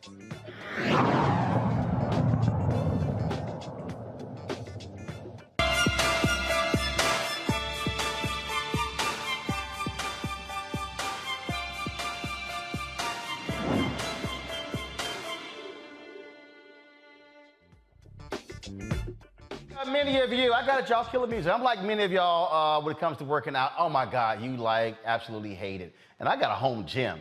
But my next guest, she says that we should be thinking about and looking at working out and fitness in a totally different way. And then if we do, then that could greatly help us when it comes to meeting our goals. Joining us right now from St. Louis is, and she doesn't even call herself fitness coach. Personal coach, Avery Woodley. Avery, glad to have you back on the show. So, first of all, we'll start this way. Why do you hate the phrase fitness coach? You know what? I don't like the phrase fitness coach because to me, it's a mind, body, and soul experience, right? Like I'm not just training somebody to lose weight or to reach fitness goals. As a trainer, it's everything. It's mental, it's spiritual, it's physical. So you're coaching the whole person. It's a personal experience. And it goes into other, aspects of their lives. So I'm a personal coach. I'm coaching the person. And I shared the other day on Instagram, I shared this video, y'all roll it, this video here that I thought was really interesting. No, I don't have it. Y'all have it. Did y'all download it? Let me see. Hopefully I can just pull it up here. And it was really interesting because you were talking about that how you view fitness totally different and what it means and what it means to you beyond just simply working out and how it impacts just everything about what you do. And I thought that was really an interesting way to approach it. Let me see if I can find it. I reposted it, and a lot of people really responded, and it resonated with them. And even had some people who said, "Oh my God, I'm so glad you shared this because I needed this." And so y'all should have the video now. Go ahead and pull it up. You said fitness is peace. Fitness is, first of all, it says fitness is not just fitness. It's personal growth, transformation, accountability, mental health, confidence, strength, therapy, peace. It's more than just fitness. And again, people were like, yo, I never thought about it that way. So here's the thing. I'm telling you, once you with fitness, a lot of us think of it as a chore, right? It's like, oh, I gotta go work out. Oh, I gotta exercise. I have to do this. I have to do that, right? But once you start exercising, and it doesn't have to be all these crazy workouts you see on social media, right? Once you start exercising, whether it's tennis, pickleball, running, walking, dancing around the house, whatever it is, you will see how it adds to other areas of your life. It allows you, first of all, it's personal, right? So you kind of have to quiet your mind if you really are going to exercise. And then, it taps into everything. You can work on your mindset as far as focus. It adds to your sexual life. It adds to your personal life. Oh, you had some folks, their ears just picked sleep up. Better, helps with depression. All of these different things, and it becomes something. It's a way of life. It's something that you look forward to because it's maintenance, right? And I know we hear this term self-care and self-love, and it's thrown about loosely, but it's a real thing. And I think if we switch it from a chore to it's a way for us to add to our lives, it's a way for us to connect with ourselves, and it's a way, honestly, yes, you do see the physical benefits of it, right? That's the icing on the cake. But when I exercise, it's like a chance for me to take a deep breath, right? And to get away from life and to really get in tune with myself and do something for myself. And then, yes, I do know that I'm actually adding to my life, and I'm fighting off heart disease and depression and all of these things. But it's just a feel good thing that we need to do for ourselves, right? And we just have to switch our focus. Do not think of working out as a chore. It is a way of life. It's something, you're adding to your life. Everything that comes from exercise adds. You're going to get gains in all areas of your life by exercising. So why wouldn't you do it? Okay, that video. And it's fun. You got to have fun. You have to make it fun. I said I started laughing because when you said it will improve your sex life, I said, the folks in the YouTube chat were like, hey, now I'm paying attention. You actually went through this. You didn't always look like the way you look now. When you had a lot of turmoil going on in your life, you said working out and making those changes, shedding that stuff, saved you. Yes. It literally, Roland, I'm telling you, it was, we know how life goes, right? There's so many things that happen in life that we have absolutely no control over. And at this moment in my life, one of the things I had control over was my health, was my fitness. So I started working out as a way for me to express, get my emotions out, and a way to have quiet time, and just a way to let my frustrations out. And it definitely saved my life. It was the only thing that I knew to do that would help me push through, right? And so now if I don't work out, I am telling you, If I go more than a couple of days without working out, I'm like, because I naturally, I do have 3 kids and then I am a coach, right? So I'm naturally constantly pouring out to others, right? And nurturing them. So exercise for me is a way for me to pour back into myself and along with other things. But it's honestly, it's what saved my life. And I could never imagine not being able to exercise, right? And that's one of the reasons why I take rest days. When I need to take a rest day, I listen to my body. I'm a little hard-headed, but I listen to my body because it's something that I want to continue to do. And no, it literally saved my life. The depression, the anxiety, everything I was going through, and I just kind of like threw myself into like a positive outlet, which became, working out. And I'm not like, it's not a fad. I don't go like so intense with it. I balance it out, but it's how I take care of myself. There's only one you know what I'm saying? We get one body and you have to take care of it. So I was looking for it because you had one of your stories, I guess it was Saturday. You call it me time. When you say working out, you said me time. Why? I'm telling you, it is personal. When you push your body, when you pour into your cup, when you love on yourself, through fitness and your exercise and everything like that, it's so personal. I block out everything, right? So this weekend, you guys, I posted on my story what he's talking about. Both of my boys play soccer. One of them had a tournament, so he had like a couple games this weekend. And so I'm running back and forth to the soccer field. He has to be there 40 minutes before the game. I have his brother and sister with me. I got the coolers, I got the chairs. I'm like on soccer mom duty. And I knew this weekend was, for soccer, like running back and forth all over the place. But in order for me to show up this weekend and be the best soccer mom I could be, I had to do something for myself. So Sunday morning before finals or whatever, I went to the gym. I'm like, okay, I can get in like a 45-minute workout. I don't have to take care of anybody. I'm not packing the car up. I'm not like, where's your uniform? Screaming. I'm not taking calls from clients. This is Avery time. This is something that's going to make me feel good. Yes, I may be tired right now and I may be sluggish. I would have rather laid in bed, guys, right? I would have rather laid in bed, but I'm like, okay, is laying in bed right now, probably scrolling on my phone, is that going to help my mood the rest of the day? Is that going to make me feel good? Am I going to feel like I did something for myself? Does scrolling on my phone add to my life? In that moment, absolutely not. It didn't. What does working out do for me, right? It's personal. It's me time. It's going to make me feel better later. I'm going to be in a better mood. I'll be able to sleep better. It's laying out some of those, endorphins and like all this stuff. I'm like, okay, this is going to add to my life. Girl, get up, go to the gym. And then, I was able to rock it out the rest of the day. It was for me. It's personal. It's like nobody else. Like, this is for Avery. All right, folks, if you got some questions, give us a call. Put the number up, please. Call right now at 202. Y'all, come on. Y'all slow. Let's go. Come on. Move. Okay, thank you. 202-890-1199. 202-890-1199. Who's the first caller? Who you got? All right, Vanessa Thomas. Vanessa, what's your question for Avery Whitley?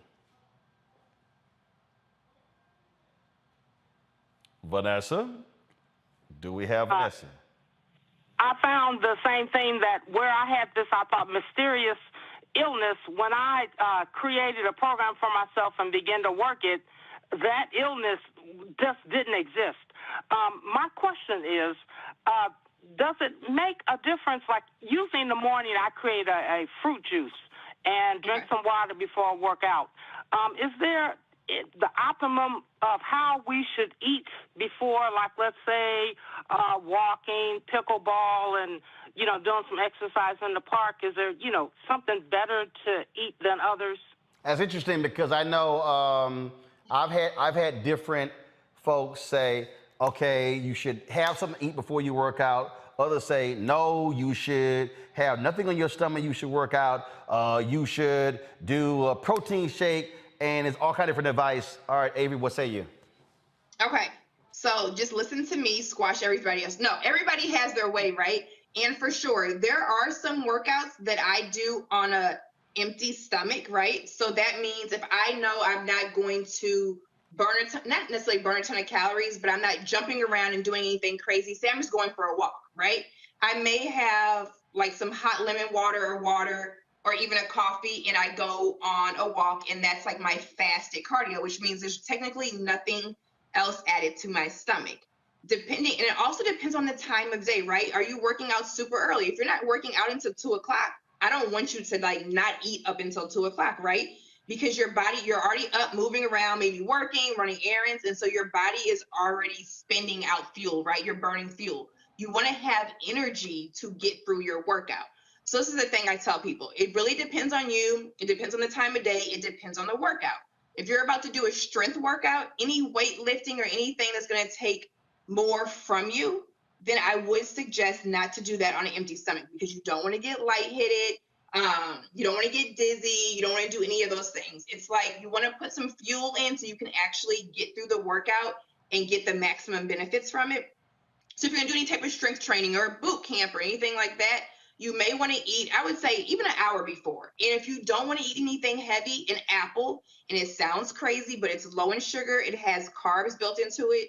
I used to keep apples in my boot camp classes. So when I had clients that would rush in from work and they were like, oh, I didn't eat anything. It's like, okay, eat this apple really quick.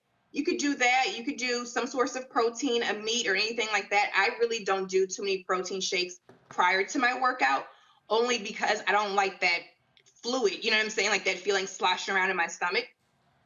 So I save my protein shake for afterwards or whatever. So yeah, think of the time of day, think of the type of workout you're doing, right? So if you know you're just gonna walk, or you're gonna do maybe even a yoga or ride a bike, you may be able to do it with, hardly anything on your stomach. As far as like fasted, or like Roland said, don't eat anything. But if you're gonna do anything that's gonna require more strength, or if it's later in the day, or if you're sluggish, go ahead and eat something, that's going to give you like a little boost of energy. Go ahead and eat something so you can have the chance to actually get through your workout without injury, right? You don't want to break form because you're tired and you're like swinging weights all like this, okay? So you want to be at your peak and be at your best when you're actually working out. Folks, I hope that helped you a little bit. Number to call is 202-890-1199, 202-890-1199. Before I go to Cheryl, let me go ahead and address somebody right now. See, I told y'all, be very careful when you are sitting here commenting on. First of all, if y'all on YouTube, y'all should be hitting the like button right now.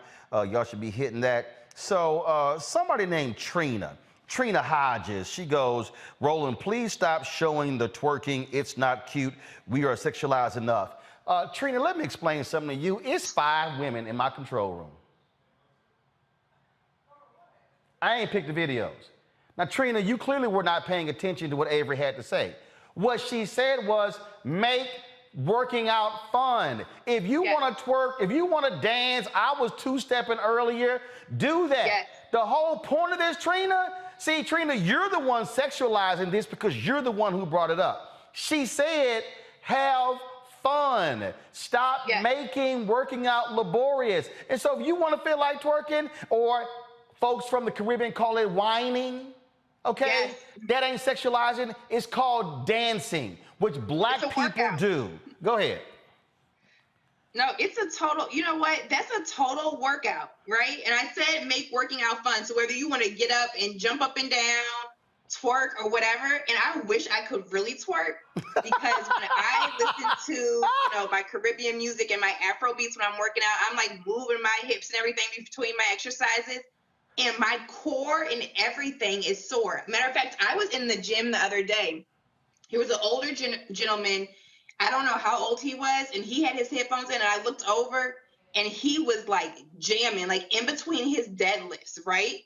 This is, in between his deadlifts, he was jamming and getting it, and then he gave me a thumbs up, and I was like, you know what? Yeah, like, I'm going to do my little dance between mine, but it felt good to see somebody that was in there having fun working out, having fun saving their life, having fun beating off depression, heart disease, high blood pressure, cholesterol, whatever it is, but just really enjoying, working out, the exercise. So if you want to twerk, if you want to do whatever you want to do, but twerking is a real workout. And I'm sure the ladies that teach these tour classes would feel differently by you saying that it was, you know, it's sexualized. That's not sexual at all. It was like 100 degrees outside, girl. I was dancing, honey. I was happy I was doing that workout. Look, I was working out today. Mark Morrison was jamming. And y'all, so Jamel Hill and Barry Williams hate Return of the Mac. And so I was sitting here working out, and I was like, I said, hold up. When song hit, I started dancing. In fact, Jim Jones is watching. Jim used to hate it. We used to work out, and so Jim would be like, Roland, how in the hell are you tired? But then when a song come on, you just find a burst of energy. I said, say, bruh, that's what dancing does. I said, I'll find a burst of energy, and I'll start dancing. It don't matter.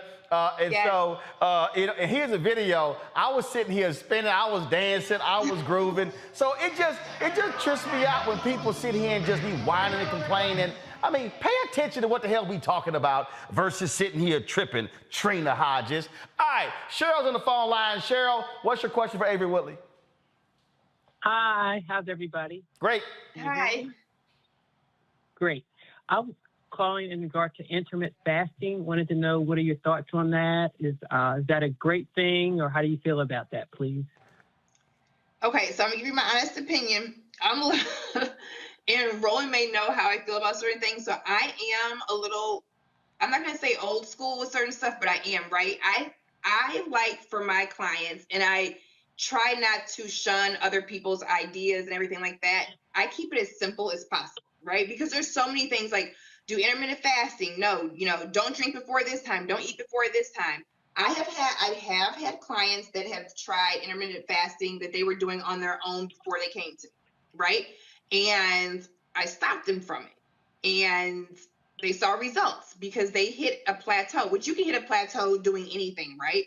But my whole idea is, how do I put it?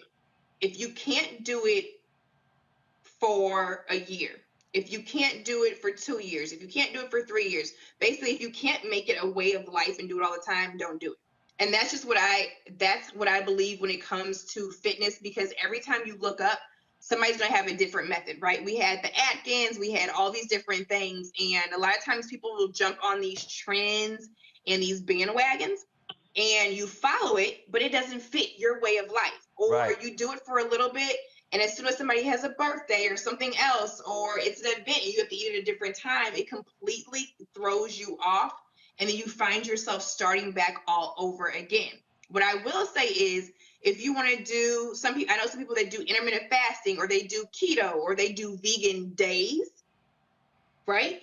So, and you can still trick your body and your metabolism. So you may have a day that you do intermittent fasting, or a day that you're all vegan, or a day that you are, you know, high protein, high healthy fats, low carbs.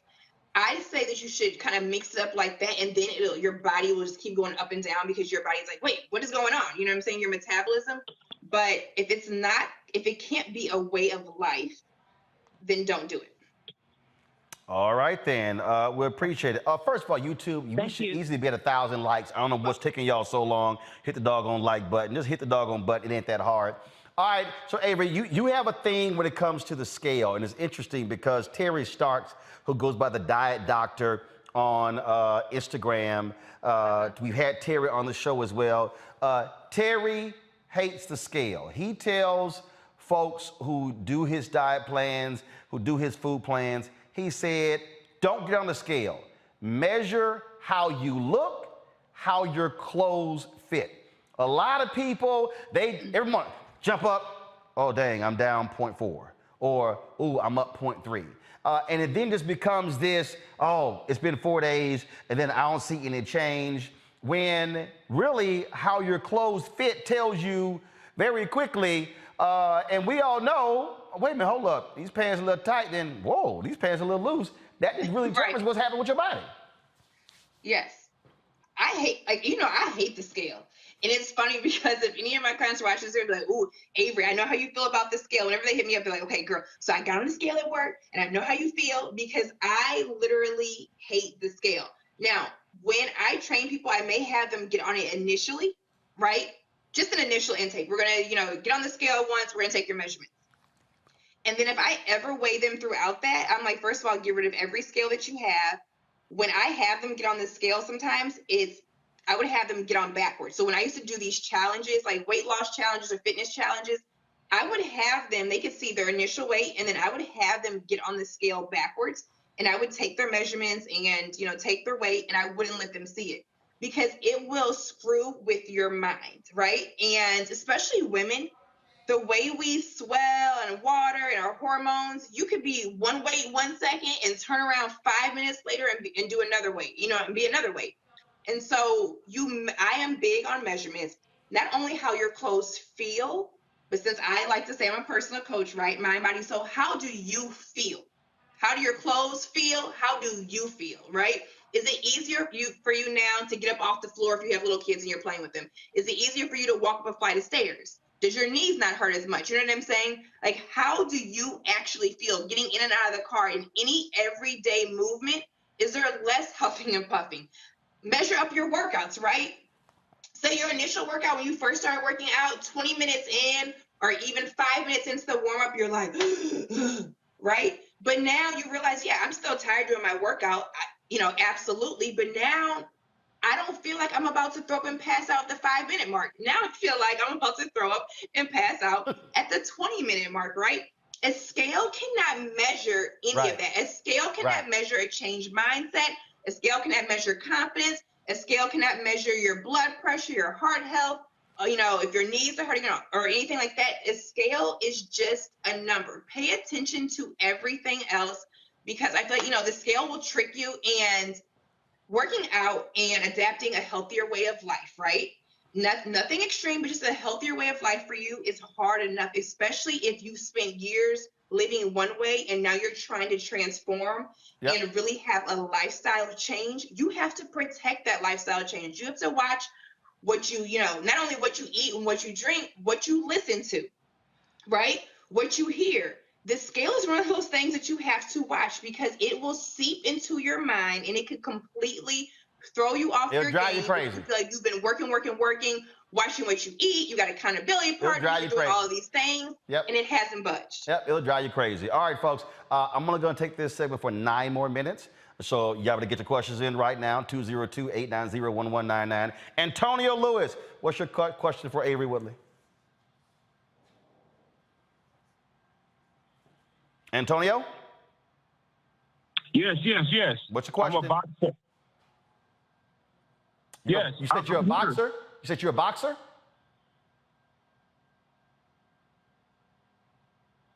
Antonio, you there? All right. Antonio, are you there? Yes, I'm here. Okay. Can you hear me? Yes, now can we hear you? Go ahead. Yes. Yes. Okay, Antonio, listen to me. Don't listen to your phone. If you're watching, it's a delay. So listen to me. Go ahead with your question. Listen to me through your phone. Don't look at the feed. So go ahead and talk. What's your question?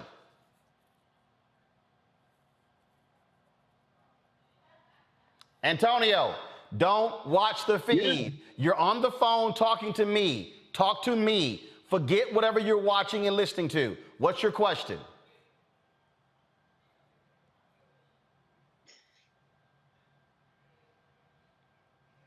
Okay, Antonio, I'm going to come back to you. Y'all talk to Antonio. No. Okay, Antonio, what's your question? I'm here, Roland Martin. Thank you for getting me, but I'm here, Roland Martin. I don't know what you're talking about.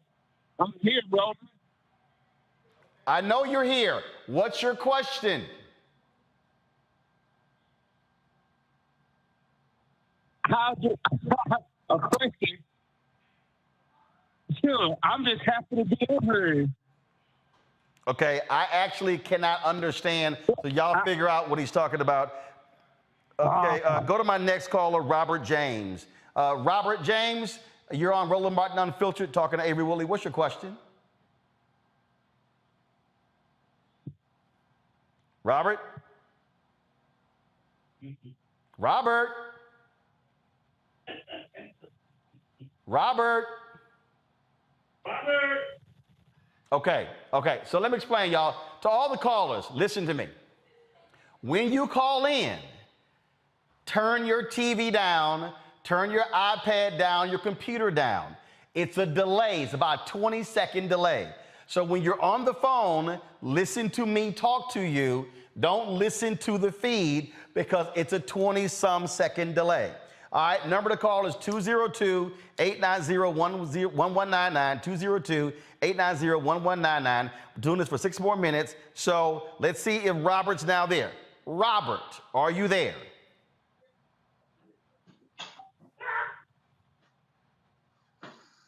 No, Robert's not there. Who else we got on the line? Okay, all right, so Robert Antonio, they're not understanding the whole delay thing, so we'll do final thoughts right here. All right, earlier when we talked about a change in state of mind, Avery, talk about how you also should vary the workout so it doesn't become monotonous where you're doing the same thing. Repeat that? Yeah, can you hear me? Yeah, I can hear you now. All right, so we talked earlier about how we must change our mindset, but talk about, though, how we also must change the workout so it's not the same thing over and over and over again and now becomes monotonous and it bores us out of our minds. Yeah, so here's the thing, just like, I don't know if you guys have ever heard this, so when you use certain deodorants, this is gonna sound silly, right? Deodorant, shampoos, and conditioners, you can actually, like, you don't reach the same benefits, right? Like the deodorant might not work as good, the shampoo and conditioner, because your body actually gets used to it. And so it's not working, right? The same thing with exercising. One, not only does it get boring, but your body gets used to the same movements, all right? And you're not challenging and pushing your body as much. So you'll find yourself kind of hitting this, like I said earlier, like a plateau. So it's good to kind of trick your body into change it up and to hit different targets. And one, yes, obviously working out can get boring. I've been working out now for years, right? It gets boring sometimes. So then I may be like, you know what? Instead of walking outside, which I do a lot in the summer, I'm gonna walk inside. Or I'm gonna, not use many machines. I'm gonna do body weight exercises. I'm gonna do resistance bands. I'm gonna create all these different workouts using kettlebells or whatever. But changing it up adds some excitement. Sometimes you don't have to like join a gym, but you can create a challenge with your friends, your coworkers, people from your church, the people in your house, whether it's your husband or wife or your kids. And not only will you be adding accountability and a little bit of friendly competition, but it will also change it up. And then you guys can get together and do partner workouts and everything. And then, like I said, you can add in some of your passions, right? Whether it's dancing, which we talked about, twerking, pickleball, tennis, swimming, anything like that, add some of that stuff in as well. And that will add to your exercise, fitness regimen, and your overall health and wellness. All right, then. I think we got 2 more calls. They called in right at the last second. We got 3 more minutes in this segment. Okay. Who's first up, y'all? Kenneth, what's your question for Avery Whitley? You're on Roland Martin Unfiltered. Thanks, brother.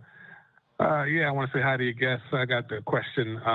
So first question, how many days a week should you work out, and how much water should you really drink? I see people that carry these 1-gallon water jugs around, and I know that if I tried to drink that much water, my workout is really going to consist of going to the bathroom every 5 minutes as opposed to actually doing exercise. Right. All right. Okay, so as far as exercise, I'd say at least 3 times a week. At least 3 times a week of an actual workout regimen, right? Or you're saying, okay, like I'm allotting this time, this 45 minutes, this hour and a half for actual workout. I would say at least 3 times a week minimum, right? And then there may be other things that you have to consider, because obviously the rest of the time you're not just laying on the couch, right? You may be working, may be working in the yard, you may be walking or whatever, So count that in as movement, but I would say at minimum 3 times a week. Now, as far as the water, everybody is different. I'm not carrying no jug around. I would never drink it. That jug would probably last me a whole week. I have I'm going to show you really quick. So I have a thing with water, and I do drink a ton of water.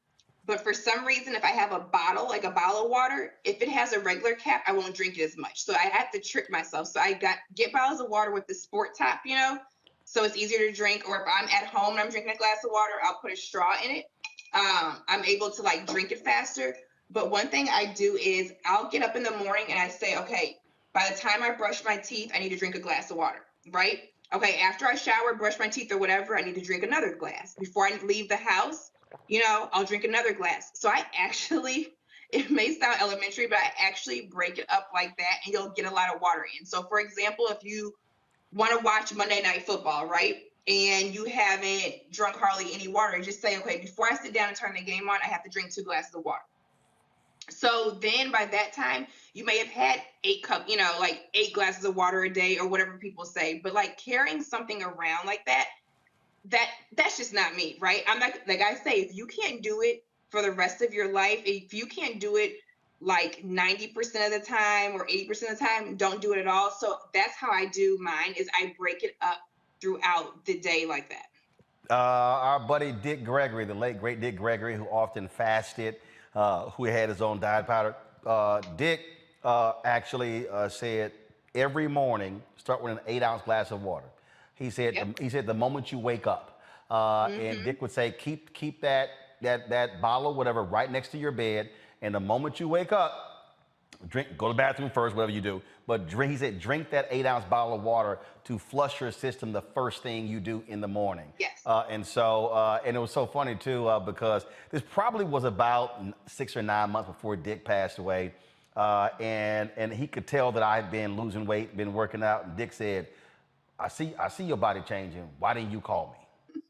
He was like, you should have called me. Dick was always about vitamins and everything like that. Yep. And so that's who he was. And so always a great guy. But that was one thing I always stuck out. He said, 8-ounce glass of water. That's the first thing you do in the morning before you do anything else. Folks, if you want to follow Avery, pull up her stats, please. You can follow her on Instagram, Avery_Woodley, on Twitter as well. On TikTok, if I'm correct, is A Woodley. I think it's A Woodley. Is that what it is? You know, I really don't use TikTok that much, guys. So. All right, but I'm just saying, but you're on there. But I think it's A Woodley. Facebook, Avery Woodley. Subscribe to her YouTube channel, folks. YouTube.com/Avery Woodley. We appreciate it. Thanks a bunch, and hopefully some folks have changed their mindset when it comes to working out and making it a lot more fun. And yes, if you want to twerk, if you want to do the 2-step, if you want to sit here and twirl, make your workout fun. It's nothing wrong, because guess what? When the music is playing and you're and you're dancing, that's called movement. It's exercise, guys. It's exercise. However you get it in. Absolutely. All right, Avery, thanks a lot. We appreciate it. Thank you for having me. All right, folks, that is it for us. On tomorrow's show, we will have part 2 of the 40th anniversary of the environmental justice movement, launching, of course, in North Carolina. Shout out North Carolina A&T. When I was there in 2020, this is one of the shirts that they actually had, you know, Aggies Activate the Vote. And so because Michael Regan, head of the EPA, went to North Carolina A&T, I decided to rock their shirt today. And so certainly got to rep them. Folks, that's it. We'll see you tomorrow. Don't forget, we got Marketplace segment tomorrow. We feature Black-owned businesses. Hit that like button. Let me see where we end up on YouTube, because y'all was sitting here tripping, taking way too long hitting the like button. I should have to be asking y'all to hit that doggone like button. Let's see here, okay? We finally got over 1,000. Should happen a lot sooner. Folks, y'all want to support us in what we do, download the Black Star Network app. Available on all platforms: Apple phone, Android phone, Apple TV, Android TV, Roku, Amazon Fire TV, Xbox One, Samsung Smart TV. And of course, you can also support us. Your dollars make it possible for us to do what we do. Again, we went to Warren County, North Carolina on Saturday, live streamed that event. We're the only national outlet there, the only Black-owned media outlet there, national as well. So, hey, this the real deal, y'all. And it costs money for the crew, costs money to travel, to rent the vehicle. And so trust me, your dollars make it possible for us to do what we do. Check and money orders. Go to P.O. Box 57196, Washington, D.C., 20037-0196. Cash App is $RM Unfiltered. PayPal is R Martin Unfiltered. Venmo is RM Unfiltered. Zelle is Roland at RolandSMartin.com. Roland at RolandMartinUnfiltered.com. Folks, that's it. I will see y'all tomorrow. Y'all know how we always close the show out. Holla!